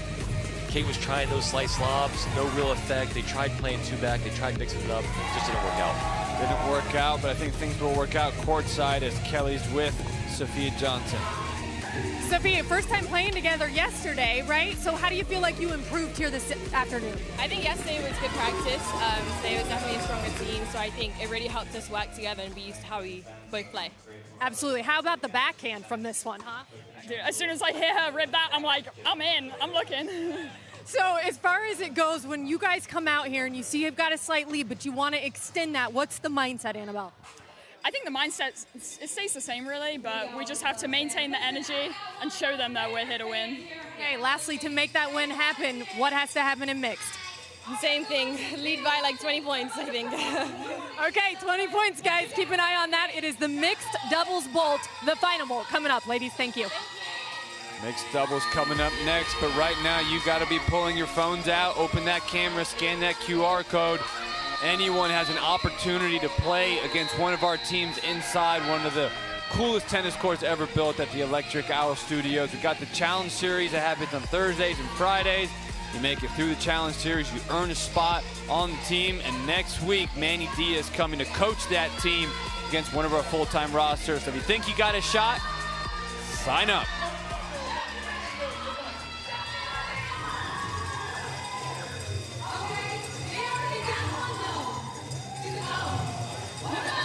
All right, so bolt 3, we got a 16-point gap in doubles. All right, let's see the math. Or does it only work when there's only 4 minutes No, left? there's math here. Okay.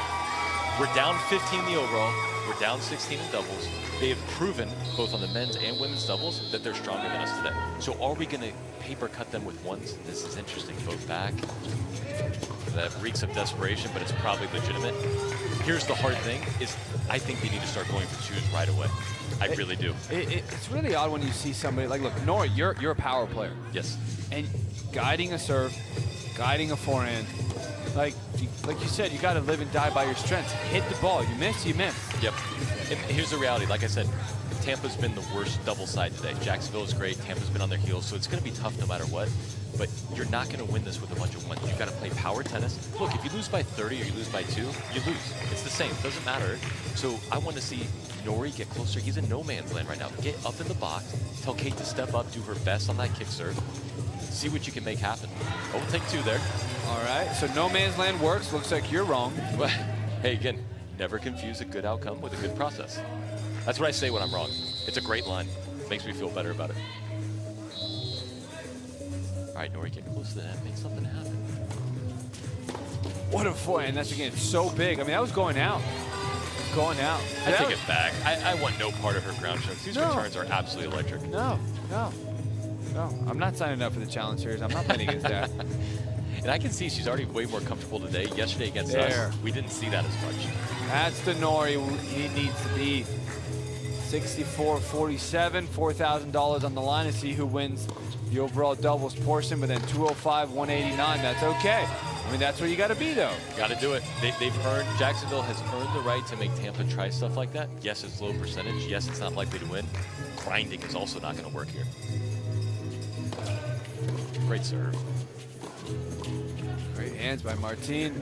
Accelerated with a topspin lob on the line, +2. All right, 15 in the overall, 16 in the doubles, 8 minutes left. Still not time to panic, but it's got to be offensive downhill doubles.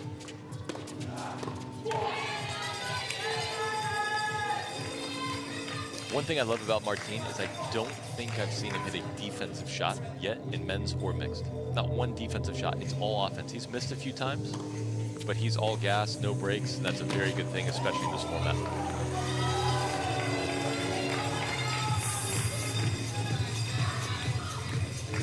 67-49. Shout out to everybody watching right now as we have 7.5 minutes left. P3 Sports Network, Twitch, YouTube. Especially if you're on Twitch and YouTube, click that follow button. Send some messages in the chat. We're paying attention, answering your questions. Great move by Kate. There's that +2 they desperately need to get back into it. Nori with a little bit of a faster serve. Okay. Oh. That's one of those where you get 4 points in about 10 seconds. Heartbreak. That's a tough one. Not gonna lie about that.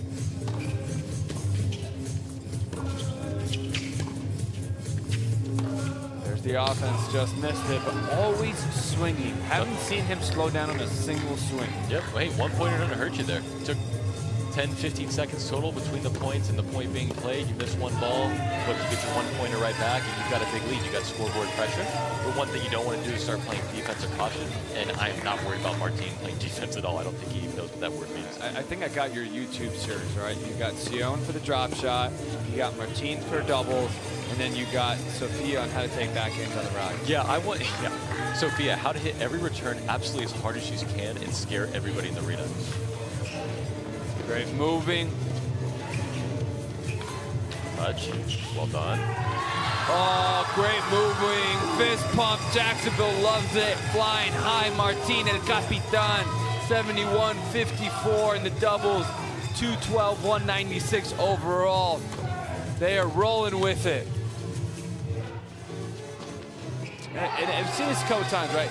You look, Nora yesterday, we talked about how many opportunities he had for +2s and then just absolutely blew it. He had that high forehand volley. He goes to the Sports Center highlight and just gives it up. Gosh, we got a timeout here. Let's see if these coaches say something interesting for us. Nothing. Come on.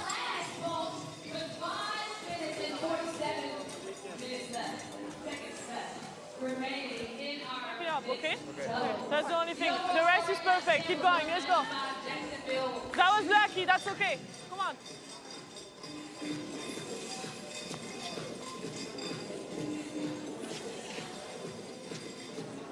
Ladies and gentlemen, this is your tennis pilot speaking. We've reached a cruising altitude of FUN. That's fun. Take off your seatbelts and do the woozy.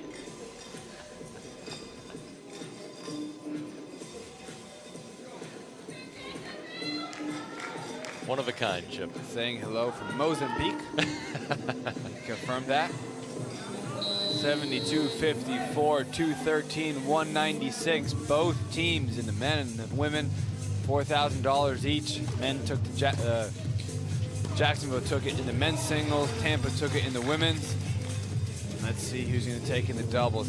Jacksonville, they shine in the doubles. They do, but look, I mean, even though there's a deficit, it's not over. I mean, oh gosh. I'm sorry, it could be. I mean, it is so impressive up close how fast she's hitting it. I'm looking at the screen too, it looks big. It is absolutely on fire in person. That's what made her one of the top college players. Anything you can do, I can do better. Oh, I thought you were going to do the whole, the voice. I can sing it if you guys. I can sing it if you guys want. I do. Everyone will turn off Twitch for it, but I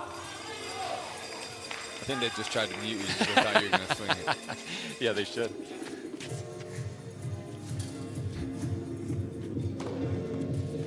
Good kick, and there's the. No, you just can't do things like that.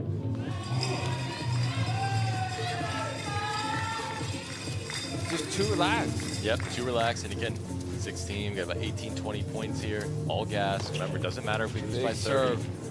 Come in tight. Oh, that's a tight tip. Oh, that's just, honestly, that's impressive. Falling backwards, shoulder height, whipping it down after tearing ligaments earlier in the year. Wildly impressive. That shot is so good. Now, the only criticism might be if I'm Kate. Come on, don't ruin it. Yes, I know. I can't help it. I just want I feel for Tampa, right? They haven't won a match. They were so close. Kind of pulling from a little bit. I felt bad. I wanted to see a match, and they're getting dominated in doubles, and they're going to have to figure this out because Jacksonville has it cooking. So what I was going to say is I want Kate to get a little tighter there at the net. Don't let that ball drop. But honestly, at the end of the day, there's something that's too good, and right now, Martine and Sophia just look like $1 million. I'm surprised we haven't seen KP or Salmon in doubles. I know Nori, just such a relaxed volley. Yeah, he looks like he's a little bit checked out. You see KP over there shaking his legs. I think he had a little too much Jenny's ice cream last night, and then they go for their fast-paced serve, confusion right there, everything going wrong for Tampa and everything going right for Martine. And it's interesting because the way Martine and Jacksonville was playing, you'd think they're the ones that are down and playing with a huge sense of urgency. Tampa almost just like disorganized. Saw one of them just smiling, laughing at the stupidity of what they just did. You know, can't do that when you haven't won a match this season. Well, these are, like, now, let's be honest, 3 minutes, 22 points, this probably isn't happening, but these are identity minutes. Who are we going to be? What do we want to be moving forward? How do we want to play doubles? And it's certainly not what we've seen in the last minute or two. All right, we have another timeout. Just want to remind you guys of the score. The team Very good, Sophia. with the Very good. most points will win this duel. Right, Martine. Good, all good? Yeah, I feel great. I just needed, if I can get a little bit of air. Perfect. You did. This is our mixed doubles. When I go for it, it doesn't mean full straight. No, try to go in and give a little bit of spin anyway. Okay. Not flat, you know?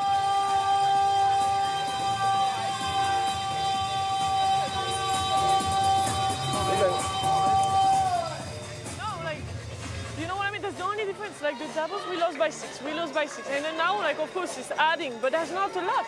No. There's not a lot at all. We were close at the end. Like in doubles, everything can happen. You see how you came back after, like in like 1 minute, I think you did 8 points before by doing this and the doubles with the men. Yeah, I think Nori even sitting there like, all right, Yelena, I know that's what you have to say, but I don't really believe you right now. I've seen that stare when I was talking to some of my Duke guys after they took some losses. You're just looking into the abyss, the darkness. Yeah, like when you lose the overall duel, but you're still playing, and then you're down to set, and you're like, do I really want to grind this out? Yeah, you're questioning life in between points. Oh gosh, Martine going for more. What's his Instagram handle? I believe it's the forehand guy. Okay. It should be the 100-mile-an-hour forehand guy. That's Sophia. Ah. And the serving at the wrong time guy. We got a lot of names for him right now. Well, you're allowed to have multiple accounts. Yeah, it's true. KP in there for his first action of the doubles. Did a great job in the singles. Touch. Yeah, just touch. See, look, that's an identity move for me. Match is over, right? He's saving 1 point with hustle just because that's who he is. That's awesome to see.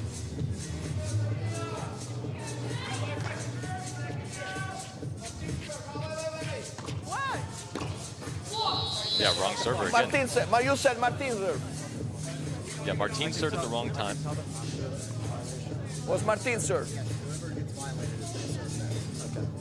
You told me Martin. It's supposed to be Martin's serve. It's Martin's serve. Okay.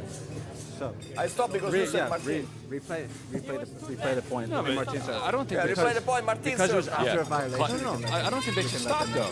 Coach can't just walk in the court and stop it. Yeah, Claudio's still fighting. Now every time you serve, Claudio's you still kill fighting 10 for every seconds. point. I mean, he's doing the right thing to try to tell them to stop, right? Hey, but they serve. You don't get a redo.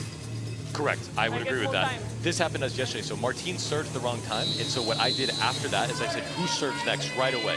And he said, well, Martin served for Sofia. So now next time it actually is Martin's serve. So that's something I actually think Claudio should have known. If I was Sebastian, I would have said, hey, it's up to you to know that. Well, I mean, I think it's fine to tell him. I think Claudio was right to try to kind of get in there and tell him to stop.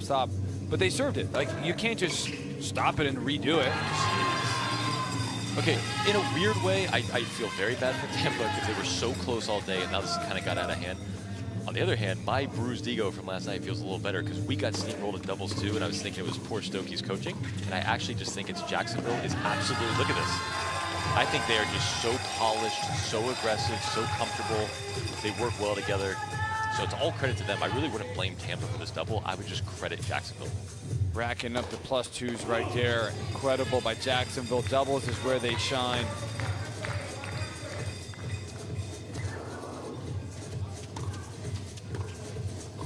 Wow, that's saying something. Kate finally got Sofia to hit a backhand off balance. It only took 9 minutes in mixed doubles and 10 minutes in women's doubles. Last minute, screens up yellow. Jacksonville's going to ride this into a victory. And like you said, for Tampa, it is an identity time right now. Finish strong if you're Tampa. If you're Jacksonville, maybe start thinking about what you're going to do with all that money you just won. Skittles for you. Oh, baby. Well,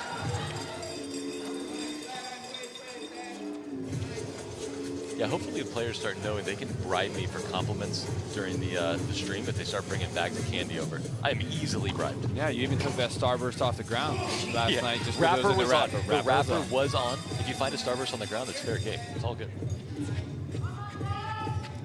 This means that Jacksonville is going to take $4,000 for all 6 of those players, divided up very nicely for them. They are going to be very happy, not just with the overall team performance, but then just the way they pulled away in doubles to get the victory here. So close in the men's and women's singles.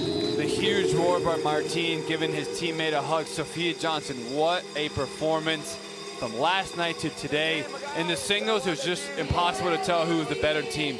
But Jacksonville, my, oh my. And for Tampa, winless again. That's painful, super painful. But you know, if you're Jacksonville, what a luxury to know that you can win by 30 or 40 in doubles. Jackson. All right, here we go. You see that team huddle right there.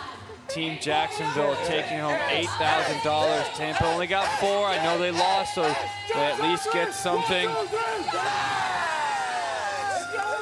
Great to see the way they came together in that doubles as we look at some highlights.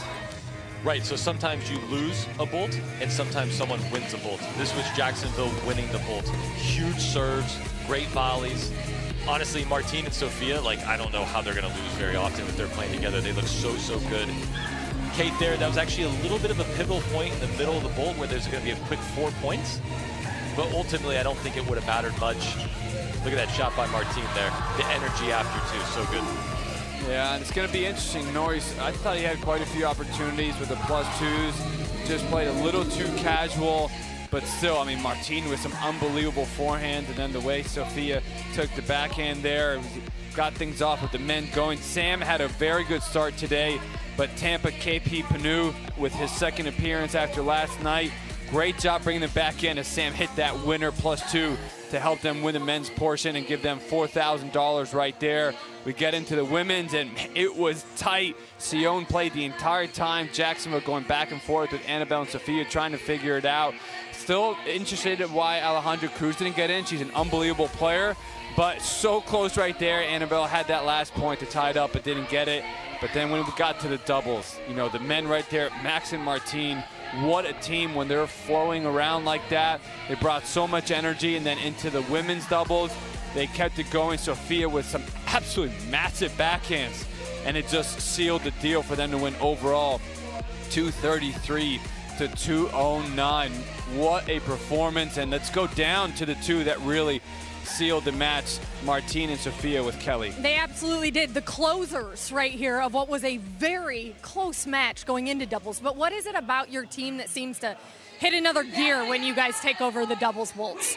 I think we've got incredible players like my partner, but we also got the best energy out on the court, so that helps.